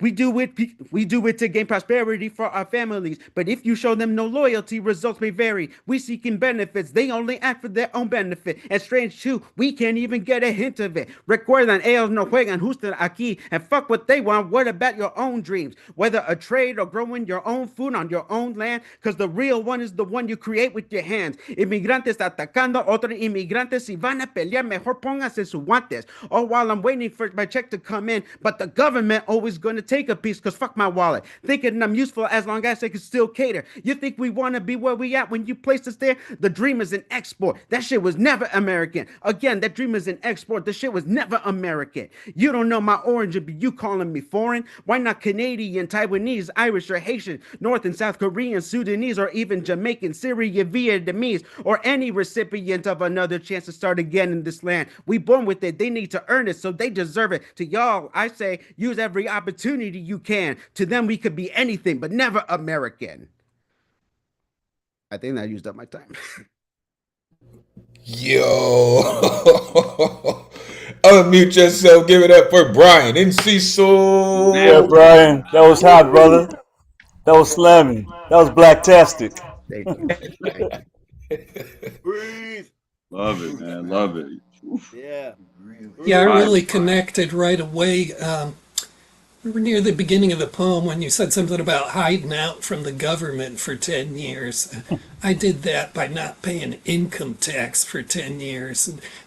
I mean, there's it's such a gratifying feeling. But, you know, I'm still super impressed by how tight your bar and rhyme scheme is. And you have a way of delivering truth in such a relentless way because of your delivery, you know, and it's one thing to have a poem be really resonant because it has this one truth that just rings so clear and loud and dominates the poem. But it's like every bar of your poem is a truth. And that just brings up another strength of what truth does when it piles up so relentlessly like that. You don't give the adversary a chance to even get one punch in. And I'm still bopping to the rhythm of your flow. I'm still Rhythm like a train, man. Real, that shit was hot. Thank you. Listen, man, I told you, bro. Listen, even one of your colleagues in the chat was asking when the EP is coming out, man. For real, like, yo, when you got your flow all the way locked in, and now you're doing something that you're no longer just speaking for yourself. Now you're speaking for your people, and that's where it's at, man. For real, right? You mentioned La Migra, and I haven't heard that in a while. You started out by saying, did I decide correctly when I left the motherland? Like, I think that's everyone who has migrated to this country struggles with something like that, right? They wait for me to leave the government facility. You think Uncle Sam gives a damn we lent a hand? Hell no. But hell no. Short-term memory, like a goldfish. Nah. Said, you still remember Puerto Ricans are citizens? Yeah. But the line, man, listen. And we're gonna move on. You said being loud and proud is a penalty? Oh, man. Listen, talk that talk. All of that talk. For real. You got work, man. For real. Think about recording it, man. Serious. All right. Let's keep it going. Coming up next, Brooklyn Stand Up. This incredible artist recently shared a short story that she wrote with me. An amazing piece of literature that she put together. I am still formulating my response, but it was an amazing piece of work. She has a way of telling stories that are all her own.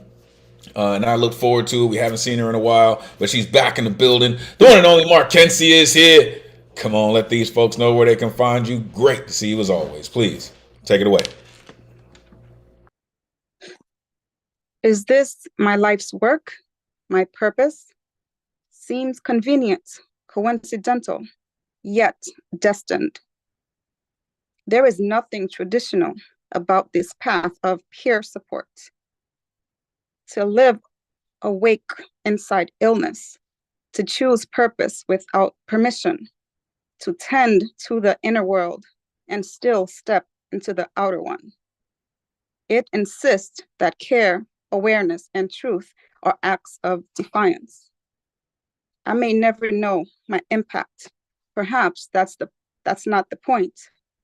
Maybe a smile, a nod, a passerby with his shoulder pushed back may signal a slight change and pattern, direction.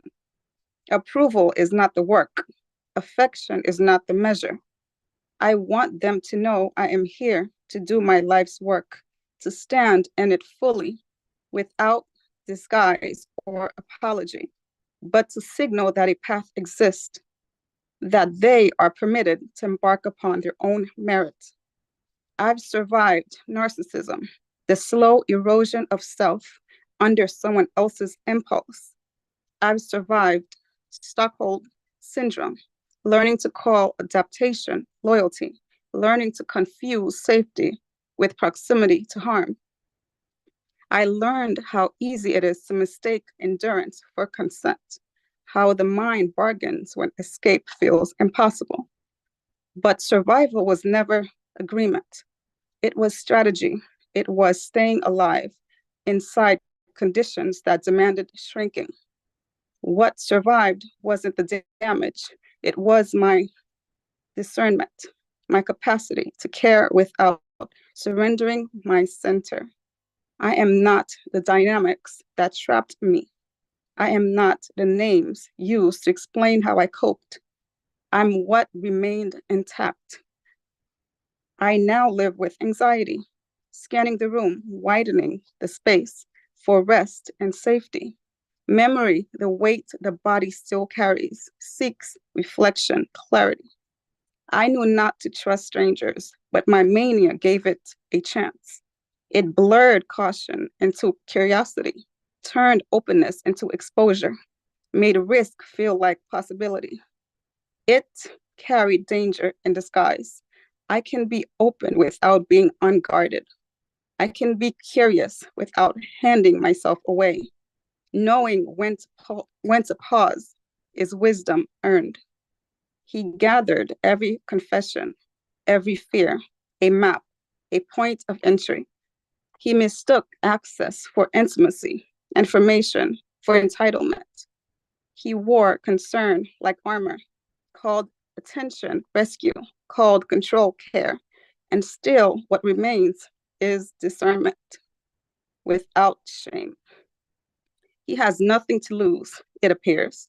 No loyalty to truth, no attachment to repair, no concern beyond himself and staying out of jail. That emptiness looks like fearlessness, but it isn't. It's hunger without end, self-preservation, stripped of conscience. People like that move without reflection, not because they are powerful, but because they refuse responsibility. Still, lack of care is not control. It explains his choices, but it cannot dictate mine. I am not governed by someone else's absence of limits. I do not have to mirror his disregard to survive it. What protects me now is not fear, but clarity. I see the pattern, I name it, and naming it removes its reach. He may live only for himself, but I live with intention, with boundaries, with a future that does not include his control. I now use my voice for reflection, for growth. When revisited, circled back, there is more self intact. Loved ones, it hurts that they know, that they revisited in conversation as if repetition were concern, as if exposure were care. They say, I told you so. It only claims distance. Thank you. I told y'all she's an incredible storyteller. Unmute yourself. Give it up for Markencia.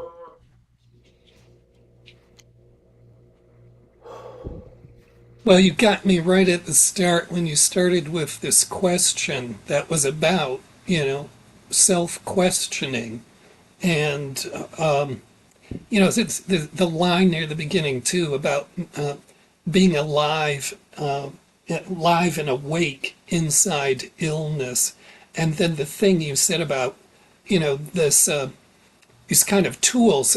A lot of the poem was kind of a toolkit of self-preservation. I kind of see the poem in that way, but you really emphasize, these key tools: care, awareness, and the truth. And I always identify with poems and just with people in conversations who relate these circumstances where, look, nobody knows your own liabilities, right? Your emotional, psychological liabilities more than you do. And it's really a tragedy of this society in many ways where all these forces want to converge upon you and not allow you to be yourself, however you are. So that's what I'm responding to in your poem. It really was, you have a lot to teach in that poem. It was really a toolkit of self-preservation. Indeed. I have to agree. Just the way that, some of those lines just they point exactly to that, right? Survival was never agreement. She said, I survived Stockholm syndrome, learning to call adaptation loyalty, right? I'm what remained intact, turned openness to exposure. Like, he mistook access for intimacy. Like, there's just really, really matter of fact lines in how you tell your stories that always just add a level of validity to what you're saying. And then the way that you deliver them is just amazing. Thank you, Markencia, for doing what you do. Listen, it takes a level of bravery to write stories like that. But thank you for being here and sharing it with us. All right, let's keep it going. We have another new voice in the building this evening. Please, because I don't want to butcher your name, ma'am, for real. So first, please pronounce your name for me. Siani Alexa. Siani, welcome. Without giving us your exact address, please tell us where in the world you are plugging in from this evening. Cannot say, but if you guys do end up liking this poem, you can find me on YouTube, xyz.dotyanni, xyz.yanni, literally. That's what I'm talking about. Sometimes you just got to be on the move, right? I don't know if you want to call it witness protection or what, but you got to be on the move, right? Because the people be after you, man, for real. Listen, I see that you've been hanging out with us this evening. Thank you for being here. Welcome to the greatest community in the world. Listen, we'll yell at you after. Please take it away. Welcome. Yes. Thank you for having me. How does one win the prize but can't make it at home? If there's too many twists in the hips, having fun in this moment of bliss, one wrong move will turn this bouncy house cloud to a deflated air mattress. Have been told that talking too loud will scare off the dicks. Changing up the style because niceness has cost interest and percentage has been off a bit. Never counting down because strength has been pulled right out from the pit. Kind of sick of it.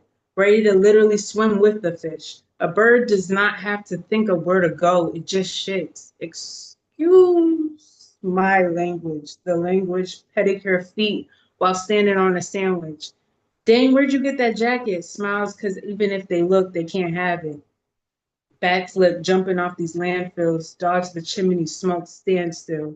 Revved up the Bronco in this moment, not thinking of tomorrow. MPH surpassing Cinco Cinco, nada escuela. No Cuban link, need that dainty classic gold chain blink. No more asking folks about what do they think. Jehovah had passed the shovel and said it's time to dig. Well, now it's time to live. It's time to give thyself permission to go past the limit. That's it. Give thyself permission to go past the limit then. For real. Unmute yourself. Give it up for Siani. Welcome here. What took you so long to find this place? You're definitely home here. You know, you had such a super way to begin the poem. You ask a question, right, and then you go after it in the poem. That's just kind of a really classic approach. And Jesus, this line just clonked me on the head. A bird does not have to think about where to go. It just shits. It just shits, man. For sure. For sure. Nah, I dig your style. Really, really, I dig your style. Um, just when someone thinks that they know the path that you're on, you you said you backflip off a chimney, standing on a sandwich. Like, okay, she's okay, got it. Um, that's just listen. Like the Jedi Master said, where you been? We've been here. Welcome. We're glad that you made it. Please make sure you put your information into the chat. We're gonna pop the cherry, baby. Pop the cherry, baby. You are definitely one of us. And as I mentioned to one of your colleagues, you've officially fucked up, man. Welcome to your new Thursday night home, right? Welcome to the greatest community in the world. Don't be a stranger. Welcome. All right, let's keep it going from one new voice to another. Welcome, Miss Kyla. Please, without telling us where in the world you are plugging in from, where are you? The Northeast, without saying too much, I guess. Okay, hey, Northeast in I'm the building. comfortable. I'm from Brooklyn, so that's me. Brooklyn, stand up. Yo, it just, you know what it is. Listen, welcome. We see that you've been hanging out with us this evening as well. You see how the night has been going. Let these folks know where they can find you. Welcome to the greatest community in the world. Please take it away. Okay, yeah, I'm super excited to be here. Admittedly, I'm not really a social media person, so you can find me here on Thursdays.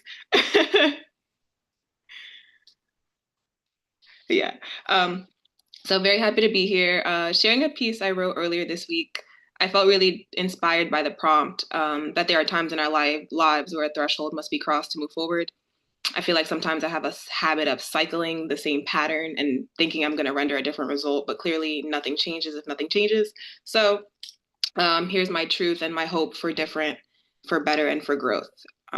It's called Satiated. You seem to be the untouched item on the menu. Directly beneath God's prayer and adjacent to walk by faith, you are filled with all of the seasoned notes of an infallible meal. The one you miss breakfast for, twirling tenacious twitches in time as we lose grappling seconds into minutes that fall minute minutes into hours that trail hours and hours of reeling over you. You're the fall off the bone so good chicken. My thighs can't help but quiver when you're near. The succulent cornbread that penetrates every taste bud as we speak a language that only we have mastered. You are the market price selection worth bankruptcy because there's no penny worth sparing for your consumption. The only thing that petrifies me more than denying you is quarreling over unabashedly exhausting you.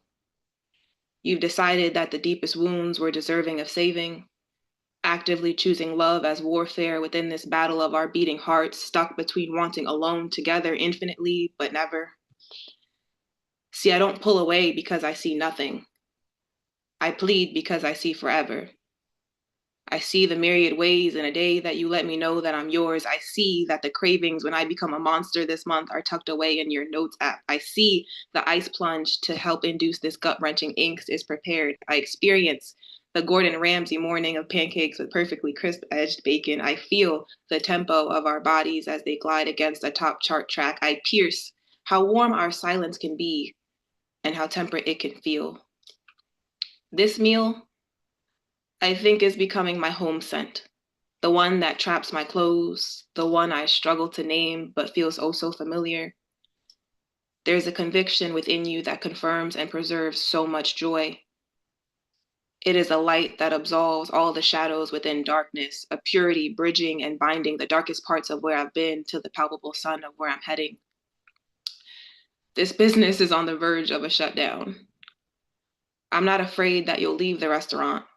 I just might obliterate if you stayed, because this is the love that wins wars. The one that teaches when I have known countless failures, the one that pays homage to the one that I witnessed in my home. This is the one that endures. The one that I want to devour, and yet I sit in anguish with a curbed appetite for fear that I may enjoy the lasting flavor too much. So I savor each flavor of you. As we tumble and toss, caress and carve our initials into one another, surrendering and subduing intricacies that only we know. Because what happens if you tell me that you're full? What happens then? Thank you. Just serve it up then. You know what I mean? Just serve it all the way up. Yo, unmute yourself. Give it up for Kyla. I want crispy pancakes, so crispy bacon. Yeah. Deal, if you're in Brooklyn, I can do that for you. Hungry. That market price run. That market price run.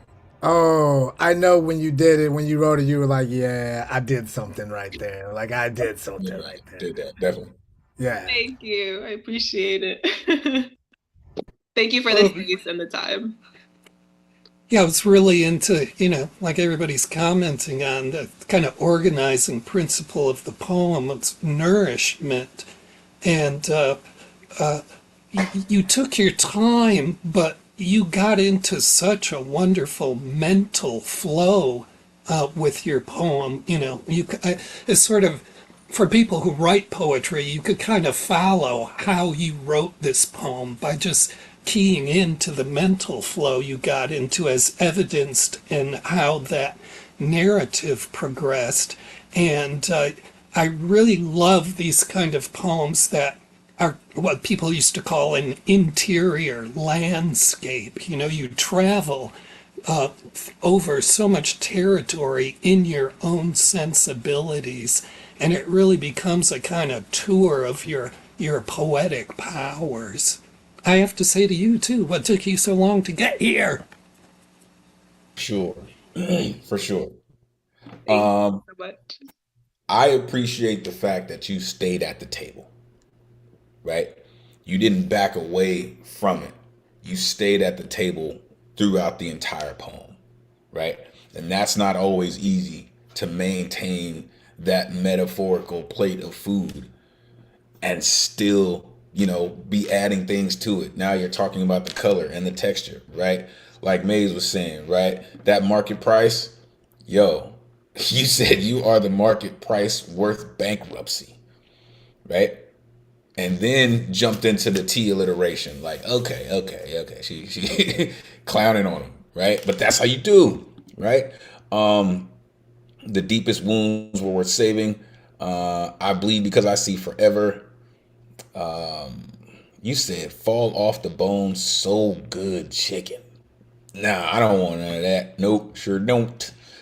Sure don't.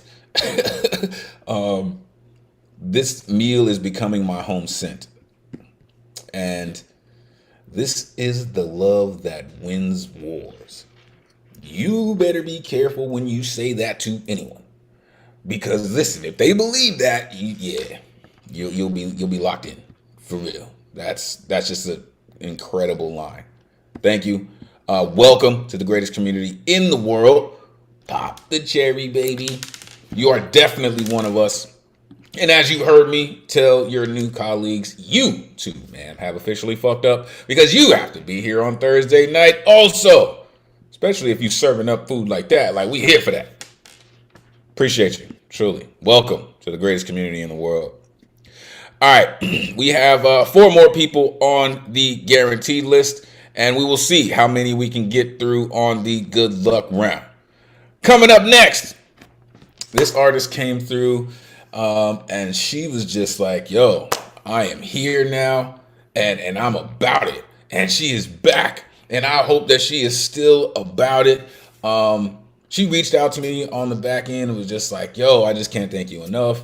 for just all that you do, the supporting of the community. It's like, listen, it's artists like this next artist that remind me sometimes why it's so important to be here, right? Why it's so important to make sure that this space has the light on, right? For all these new voices, for all the people who just have to say these things, who need that place to say that.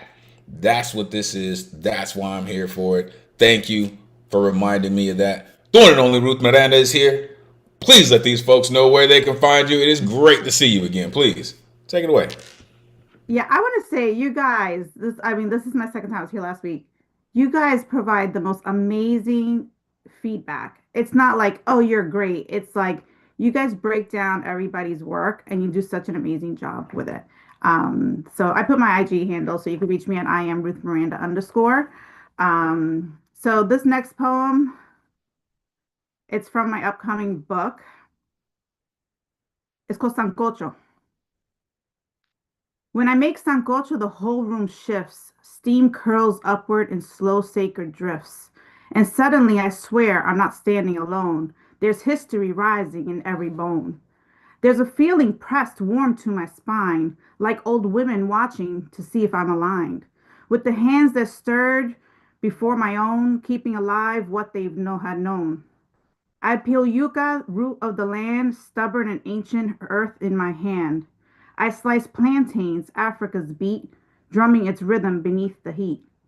Corn and broth, Spanish technique, old world blending with island mystique. Nothing in Sancocho is simple or small. It's survival tradition, one pot holding all. It simmers slow, story revealed, what hunger endured, what love concealed. A recipe forged from what they could find, that same resilience runs in my mind. And as it boils and the scent takes flight, I feel them gather just out of sight. The women who fed whole families on faith, stretching ingredients beyond time and place. I feel their strength, their pride, their heat, their quiet guidance, steady and sweet. This is lineage, not written or spoken, but passed in the stirring, unwritten, unspoken. One day when someone I love takes my place and the steam paints shadows across their face, I hope they feel me the way I feel them, standing behind root, branch, and stem. Watching their hands, its memory begins, smiling to me, the circle spins. May they stir the pot and know I am near, a whisper, a pulse, a presence clear. May they make it with love the way I always try, and feel me rise behind them the same way I rise when the ancestors stand behind me filled with pride.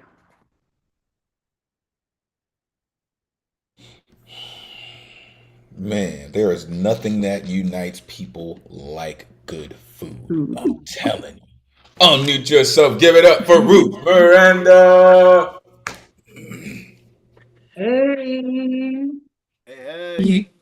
Yeah, I think I can truthfully say the founder of the cafe, Miguel Algarin, would be asking you, if not for a sample, for your recipe. I really loved your delivery too. It was you had this really easygoing kind of, I'm going to say, a kind of a 5/5 beat to it, and it was just very comfortably, easily delivered. Kind of set the mood of sitting at a table and relaxing with a sancocho. I have no idea what a sancocha is, but like it's if it's something like to have a drink and chill with you and read your book, I'm excited to see what your book's gonna be like. It's not quite a soup and it's not quite a stew. It's like a stoop. So it's this really hard. It's a really hearty soup that it's just like it's evolved through the different cultures of Puerto Rico and different the Caribbeans, different islands make it. They have their own different take on it. So yeah. Word. So when I make it, I always feel like the grandmothers and great grandmothers that came before me. So that's where this poem was born. See, and I have to agree with both of your colleagues as far as it does sound like people just sitting at a table and you just telling them this is like you're like you got your nieces around you, and they're little cousins, and you're like, listen, come in here and let me show you what our culture smells like. Come in here and let me show you. You see this? This is yuca. You see this? This is plantains. You see, this is how you know what I mean? That's what kind of how it comes off to me, right? And then the smell, right? I love that you said a recipe forged with what they could find, right? The women who fed whole families on faith. What? Like, rest in peace. Tupac said, Mama made miracles every Thanksgiving, right? And that's exactly what this sounds like is, like you said, and then, when I pass it on, hopefully somebody who loves me will come behind me, and then I will be the ancestor in the back saying, Mama, make sure you put this in there. Don't forget that. Right? And I love that because that is the culture being passed down through food, right? And sometimes that in itself is a love language. Thank you, Ruth. Thank you for sharing that with us. And your incredible sancocho. Thank you. All right, let's keep it going. Coming up next, the plug is in the building. It's been a while, but this cat is on the move, man. Every time I see a post from this cat, he is somewhere else, man. Like, he might even be running for like the governor of Wisconsin, man, because this cat's all over the place, right? Shout out to homie Inspiration, captain of the street team also. Shout out Poet. This cat, man, like, he really puts in the work, man. I saw that he recently did a piece of work with one of our resident folks, the one and only DG Clearing. Shout out DG.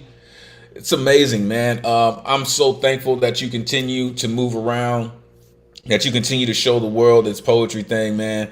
It's an amazing, amazing thing, man. It's great to see you. The one and only James Hamilton in the building. Come on, man. Let these folks know where they can find you. Great to see you. Please, take it away.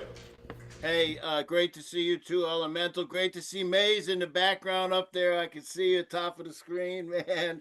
Good to see you. I don't try to stay away. I do want to say that. I don't try to stay away, but I was busy. Got out on the road a lot. I've been to LA. Like you said, I've been all over the place. Hashtag James Hamilton Poet. You can find me anywhere. Key that into any search engine and it will get you more than you ever wanted to know about me. I can guarantee you that. So I got one piece for you, a little story tonight. It's called The Story Man. A story man prays prayers for the dying, saying everything he believes his God wants him to say. Spade playing with prison ghosts, space rabbit style, prowling spaces where bruised souls live vicariously through weathered doors, shrouded in the mouths of alleyways and emulsified in malcontent. Bemoaned, reticent, light vibes, stunned frequencies, proto howl vibrating beneath the heated breath, expelled energy and spit. Growling effigy lies leak as if released to the bottom of a dumpster bucket to lie in a perpetual state of sleep. His hope billows through spoons banged on his knees to tunes of anorexic belief in something better somewhere else. Everything he believes he can never be, but he believes in love. He believes in stealthy neck kisses on a playground swing in a park near the corner of Washington and State. Oxytocin road, center ditched, crash dummied in a honey hole, cologne drenched in Scotch whiskey lit drops of frigid condensation and cranberry kismet. He's talked himself neutral and into believing in shame before alligator tears from a gigolo whore, swallowing pride for money to eat. But this is different. This is about need. From a bench on a curb, he believes love is as inevitable as death or presumes it to be. Still he freezes, wishes wrapped in mission thrift clothes, a weathered stocking cap, accented top coat, lapels wet with drool and moral bankruptcy. He reaches to the sky, wishing for the strength to see a life resembling the dreams he transforms from belief to free verse in his sleep. odes to torrent, sonnets to strife, varied degrees of security ensured by the rusty blade of his trusted military-issued boot, knife, a dub, and a clean, and a puddle. He'll tell stories all night for love. Wet, cold through January rain, crackling on a corrugated roof of a makeshift human coop. Love delivers the story man belief. And he believes. And that's that piece. Talk that story, man. Shit, dude, for real. Unmute yourself. Give it up for James Hamilton. Oh, what? What? Yeah, I welcome miss you, back, dude. James. Hey, good to see you, Paul. Good to see you. Yeah, we miss you, man. Yeah, I'm really into All of the you, man. You guys are my heroes. vice versa. Yeah. I've just missed, I'm really into the density of your language and images.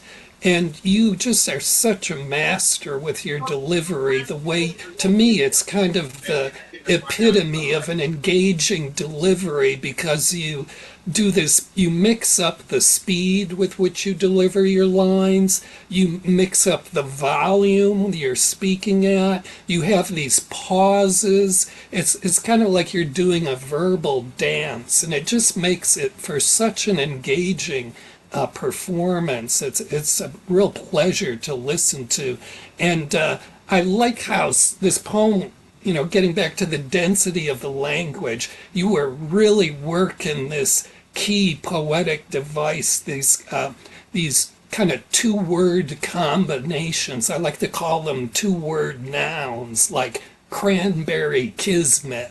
Where do I get some of that, James? I'm not sure, but I guarantee you Amazon will get it to you in like 4 hours. We'll deliver it from Wisconsin to you. It's in the cheese. Yeah, I heard it's in the cheese curds. You know what I mean? Like this just kind of unfolded to me. Like you were telling the story of something that you saw, right? Like you were sitting down on a park bench and just writing what you saw of this person. That's really the believability that came off of it for me, right? And the fact that you called it the story man, right? Like it's just a film to me, right? You said, but he believes in love. He talked himself neutral, swallowing pride for money to eat, right? He'll tell stories all night for love. And the beautiful part about this is when you're describing this dude, his love is not love. His love does not love him. And that's just the beauty of this, man. That's what I'm saying. You're just watching this dude like, oh no, he's in love. He's in love. That's money, man. Thank you for that. Thank you for that. Stay on the road, man. Stay working. Keep putting poetry in those people's ears, man. For real. And find yourself back when you can. Appreciate you, man. For real. All right. Let's keep it going. Yo, I was in the city recently. Ran into this cat at the legendary Apollo Theater. This cat right here, I had the pleasure of watching him win one night at the Bowery Poetry Club. This gentleman's all kind of dope, man. When he starts getting into his mix, it's just like, oh yeah, y'all better be ready for this dude, man. Welcome, Daniel. Thank you for taking the time to come and rock with us, man. Like you're one of the dopest cats that I've heard, man. And the only cat that I know who does what you do. And I told you that when I saw you. Like, yo, and people need to hear more of you. Welcome to the greatest community in the world, man. Let these folks know where they can find you. Great to see you. Please Thank take you it so away. much. I put my Instagram on the chat, Dr. Dan 10. I actually wrote this piece after we spoke. And yeah, so I wanted to share it. I wanted you to see it or hear it. What they don't tell you about the immigration crisis is that we don't choose to come here. They don't tell you they manufacture crisis, money, laundries, murder, manufactures consent. We were American before being local, before being immigrants, before America consumed choice. I was American. Before the tear gas, before the bombs, I was born in America, the continent, climbing mango trees in a valley unknown to winter, minutes away from an American military base with American soldiers fighting American interests that make me local. And Rambo always kills locals, always kills beaners, always kills mumblers of savage folklore with slithering tongue, hissing, local language, lack of intelligence. Local eats with its hands, is a dirty animal. I was American before animal. Before American was green uniforms and green dollar bills. Before American was English, was gringo, was above the law, and I'm not American.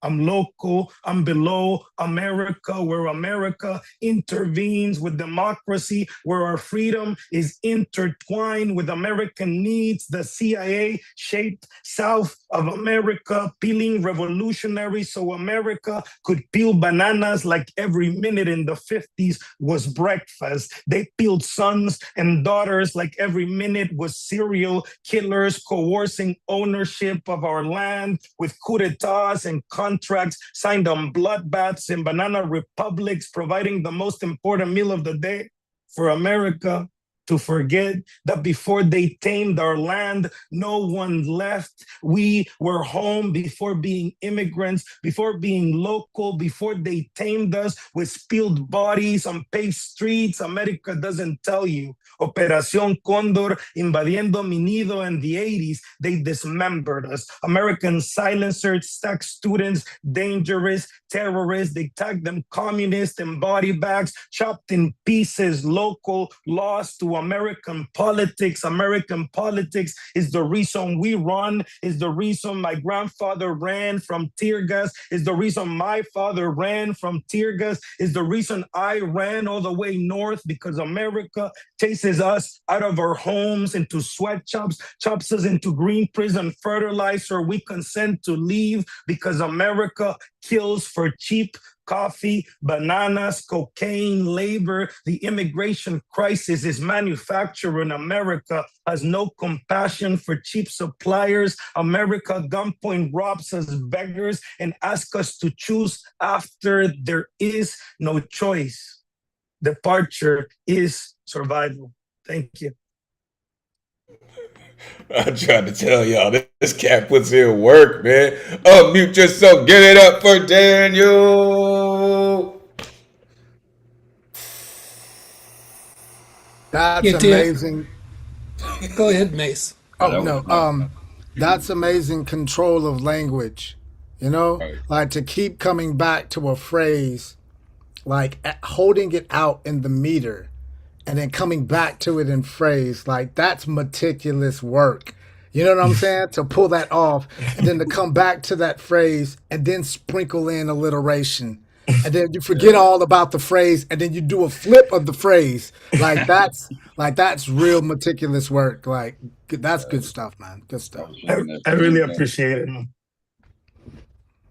Yeah, what Maze said, I was really impressed by your delivery. You have really mastered a very classic kind of slam style of delivery while also making it your own.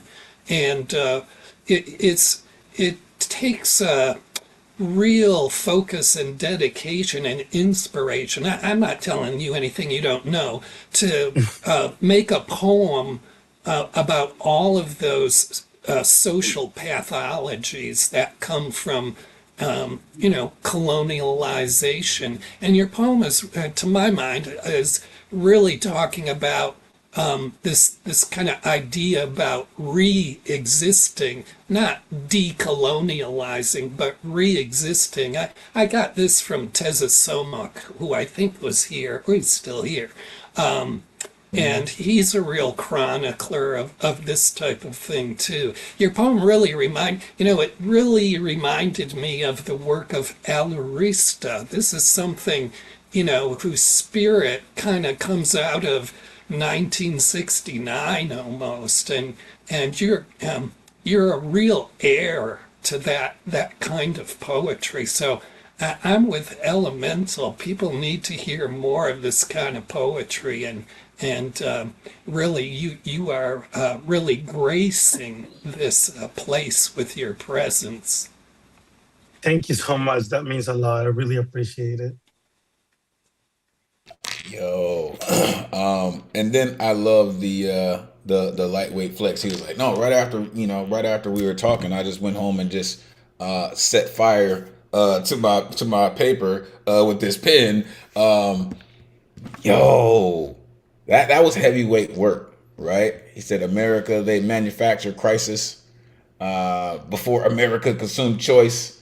I was American before animal. I'm not American, I'm local. Before they tamed, we were home. In the 80s, they dismembered us, lost to American politics. America chases us out of our homes and into sweatshops. Like, come on, man. Come on, man. Like, I don't hear anybody doing what you do in the way that you do it, man. Definitely cut from a different cloth, man. Welcome to the greatest community in the world. Don't be a stranger. I don't have to tell you how bad that you fucked up, because you already know, sir. Find yourself here on Thursdays, man. You got the work, and the community definitely digs what you do. Appreciate you for coming through, man. Welcome. All right. Coming up next, Auntie April in the building. Yo, this artist, she tells the kind of stories that you have to be prepared for. Like, you got to prepare your heart, because her stories are so very real, and the way that she delivers them, they just come at you in such a way that, like, sometimes you can't even stop the tears. They just jump out of your eyes and down your face. You know what I mean? Just because she is an incredible storyteller with compelling stories. The one and only April Gonzalez in the building. Come on, let these folks know where they can find you. It is great to see you as always. Please take it away. Hi, on IG, Auntie with a Y_April. This one is called Detour. I've gone above and beyond for people that wouldn't extend an olive branch to me. Transgressors, I'd offer that same gesture to would take the whole fucking tree. My need to people please led to paths with types that only use my naivety to such selfishness kept me lost and confused. I don't think in crooked angles or underhanded intentions. I walk straight paths, assume good in all directions. No more wasting time paving roads, stretching to other towns. I'm lifting up beams bound to fall down, falling down. Burn a bridge with me, it's your loss, not mine. I've crossed rivers dolo. My whole life, I'm fine. I learned to walk on water when the bridges collapse. So no matter what breaks, I won't disappear through the gaps. Poem. And this one is called Dead End. It goes, they warn you not to go down a dead end, but how else is a broken heart supposed to mend? They say self-love and time is all you need, but a flower won't grow if no one waters the seed. They say to thine own self be true, but sitting parked gets old real soon. Yellow lights blink as a cautionary prayer. Traffic police wave, still I drive past like no one's there. Stop signs screaming halt in reflective white. I roll right through them all hours of the night. Yield signs beg me to slow my pace, but loneliness tailgates inches from my face. No U-turns posted, roads slick and wet. I missed every exit, no time for regret. Isolation chases me, too fast to fend, so I press the gas pedal harder to the bend. When it seems the only peace in sight is to ascend, the cliff starts looking softer than the places I have been. Driving a dead end is still movement somehow, even knowing there's no future, just the here and the now. Nowhere bound is at least my choice. After they took what they wanted, ignoring every warning I voiced. So what if I find shelter in a stranger's hand? Traveling down a dead end is worth the danger in the land of pretend. Poem. Yo, that's that work. Unmute yourself. Give it up for Auntie April. Beautiful. Always beautiful. It's like hearing your poetry is just like feeling the warmth in your heart, and the sincerity that's always voiced out. Always appreciate you, April. Thanks. Yeah, I really like this first poem. This killer line, something about naivety to selfishness. Just another brilliant, poem of survival. And was really into the traffic metaphor on the second poem. I'd expect that from a Motorhead. I think that came easy to you. I'm not saying the poem, but the metaphor. And, I really loved and identified with this point you're making there, where, it may seem like you're traveling nowhere, but getting somewhere isn't the point. The point is just keep going, I really identify with that. Glad you're back here. Thanks. For sure. I really just dig the way that you put your stories together. They just have this sting of reality, that people can just grab onto, right? And I really, really love that you always put that in there like that. In the first poem, I love that you said, I crossed rivers dolo my whole life. I'm fine. I'm fine. Like that's just work, really. Dead end, you said, how else is a broken heart supposed to mend? Like, come on, man. Like, you don't give it time, if you don't go there, you don't do the things that are necessary, it won't. So thank you. Thank you, Auntie April, for hanging out with us this evening, for doing what you do at the level that you do it, and still being fearless enough to share with us. We appreciate you. All right, check it out, y'all. We are running against the time, so unfortunately we won't get to everyone on the good luck round. I believe we have time for 2, which would be CP Mays and I Inspiration, because they came in. So let's get to it, and then I may stick around if folks want to hang out in the cipher and rip their poems. I still want to be here to hear them. All right. So coming up first on the good luck round, Slam Master of the World, future Poet Laureate of Earth. I'm glad Daniel hung out to hear this cat.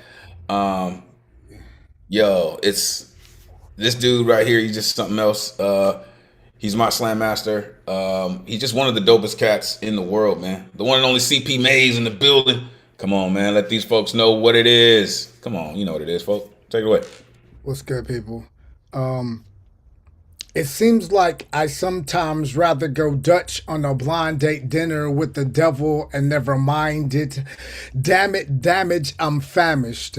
Hey, waitress, can we split the check, please? I ordered the toasted mustard seeds on a burning bush salad. 3 Holy Trinity cocktails and what the f about Mary Magdalene's.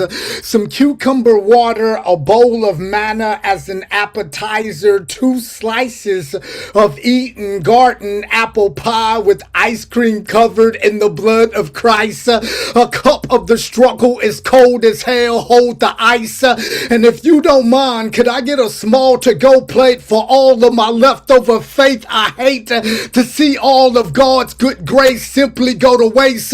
Balling on a John the Baptist budget I still can't afford to pay. High rise, high price rent on an apartment guard complex in the sky.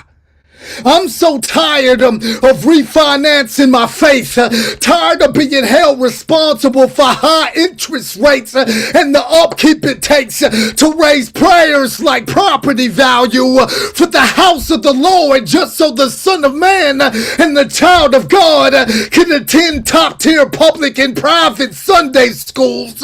Jesus told me that the book of Revelations is just a story about hell on earth when heaven was in rehab.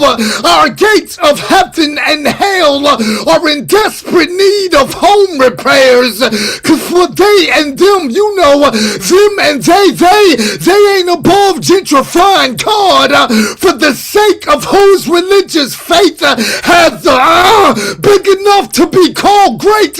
Can't piss on my head and tell me it's rain, for I still gotta come up with my first and last month's sins before I can get the keys to enter the gates of heaven again. Get the okay to move in all of these boxes I put God in. Hell, I've had to pawn all of my special collector edition egos. Damn near liquidated all of my savings, my soul, and my personal accounts. Let me tell you about how good God is. Damn near emptied out all of my 401 I ain't okay investments in stocks I've had in collection plates. Damn near lost all of the startup capital I had that I would move in back to heaven. Sadly, the older I get, the more likely my miracles would be on Medicare. Sadly, between you and I being able to afford prescription scriptures or food to feed my soul with, because by the time my body is ready for retirement, the cost of living Christ-like on a fixed income will have it hard to pay prayers for sins or keep the lights on at the end of our tunnels. Poem. Sorry about the time penalty. This dude, I try to tell y'all, man. Unmute yourself. Give it up for CP Maze. Always worth the time, brother. Always worth it. Hurts. That was a skirmish line right there.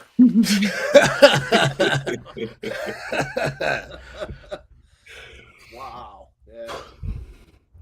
Amazing, as always. You definitely did what you put in your in the chat, in our chat, our personal chat. Yo, he just does this. Y'all. He does this, y'all. I try to tell you, he does this for real. Like, it's not an act. Like, he just does this for real. He just reminds me of Biggie. Like, I don't know how many Biggie fans in here, but Biggie had this line, one of my favorite Biggie lines. He said, "I got techniques dripping out my butt cheeks. Sleep on my stomach so I don't fuck up my sheets." That's this dude. That's this dude, man. He just he's just sick with it, man. Appreciate you, folk, for real. Be on the lookout. Be on the lookout. Outlaw in the building. Be on the lookout. All right. Yo, captain of the street team in the building. Always comes through. Another hardworking cat for poetry. Just on the road, putting in the miles, putting in the time, man. This dude is like, for real. He connects folks all over the world, man. For real. He might be like poetry's first governor. Like he just puts in that type of work, man. For real. The one and only I Inspiration in the building. Come on, man. Let these folks know where they can find you. Great to see you as always. Please take it away. Info's been in the chat. I'm gonna try to rock out one and a title and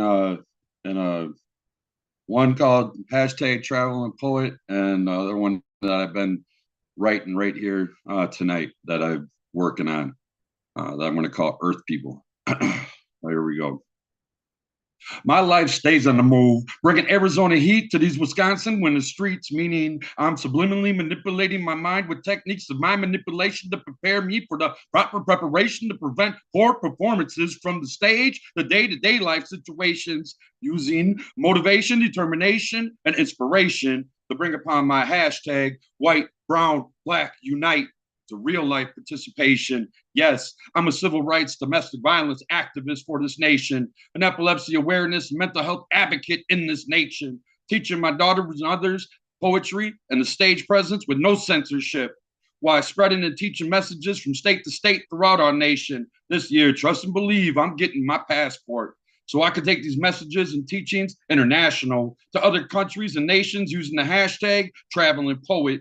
So you can click on that to see the proof of work in which I put in from city to city, to state throughout our nation. Ain't no lying in my voice when I present my words, my description to your ears, your mind, body, soul. We're making eye-to-eye connections, reaching through the windows of your soul, our souls. We're sharing energies, creating vibes, using motivation, determination, and our inspirations to create big motion, creating notions that motions need to be spoken into the writing and creation of bills to be passed throughout the 50 states of this nation. White, brown, black, big unity conversations. Brown Berets, New Era Young Lords, Black Panther Cubs. These are the new generations continuing to put boots to the ground. Chairman Fred Hampton Jr., hashtag BPPC. Paul Morales, Chairman, co-founder of the Illinois chapter for the New Era Young Lords. Thank you for the step up through your motivation, determination. You are inspiration. Rest in peace, honor, respect. Chacha Jimenez, you too inspire me. I'm on a mission too to bring back the White Berets and Rainbow Coalition back to these streets throughout the nation. Ask Elemen2al from the New Yorker Poets Cafe about me. I'm a street captain, teaching and chanting white, brown, black, unite. White, brown, black, unite. White, brown, black, unite. So these are just some of the makings of my hashtag EYENSPIRATION. And yes, I am inspiration. Earth people.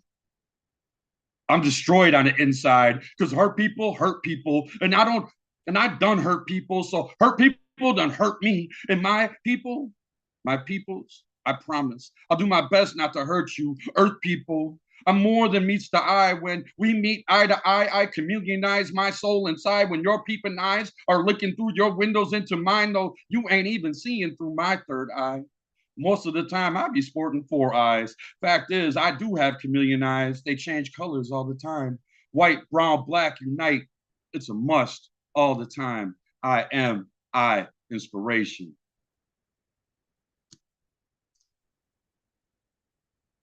That's how you do it. Unmute yourself. Give it up for inspiration. That's my president right there. Yes, sir. Yo. Yes, sir. Just work, man. Really, that's just work. We the people. We the poets, for real. We the poets. Listen, man, y'all are absolutely amazing. As I said, we have to close down the live stream. However, I will jump into the cipher for the folks who did not get a chance to rip on the good luck round. I am still here to get it in. If y'all folks want to hang out and still get it in, I am here for it. However, it has been an incredible night. We got a chance to hear multiple new voices in here. We got a chance to, share in this incredible art form, to remind the future, the past, the present that, poetry ain't going nowhere, right? With all these people in here, man, all these folks, the Jedi Master, our inspiration, Ike Waltz, CP Mays, Ruth is still here, Baba is here, Daniel's in the building, the plug is here, Sienna is here, Mr. Tez, Ray Whitaker, Markencia, Auntie April, Alan Gary is still here, Catman, Eddie, Marsh in the building. To my 2 texts, man, Maddie and Ron, I can't thank y'all enough. As I said, we're just going to close down the live stream. For the folks who want to still hang out and get down, just hold up and we will jump into the cipher. Really, Thank all of y'all so much. You make this Thursday night just pump, man. Like really, y'all just make my heart just continue to do this. Thank you so much for being so dedicated to what we do and how we do it. Stay tuned for the cipher. We're going to end the night like this. Until we meet again. May this energy we conjured this evening supercharge the rest of your week. Take this power, inspire others, energize creativity as we all hope to do through the spirit of Miguel Agarin. Your voice is appreciated, necessary, and always valuable in this space. Thank you for sharing it with us. Never forget, cowards get buried here, and we reclaim our strength through our fearlessness. On behalf of the greatest community in the world, it has truly been a pleasure spending Thursday night with y'all. Till next week.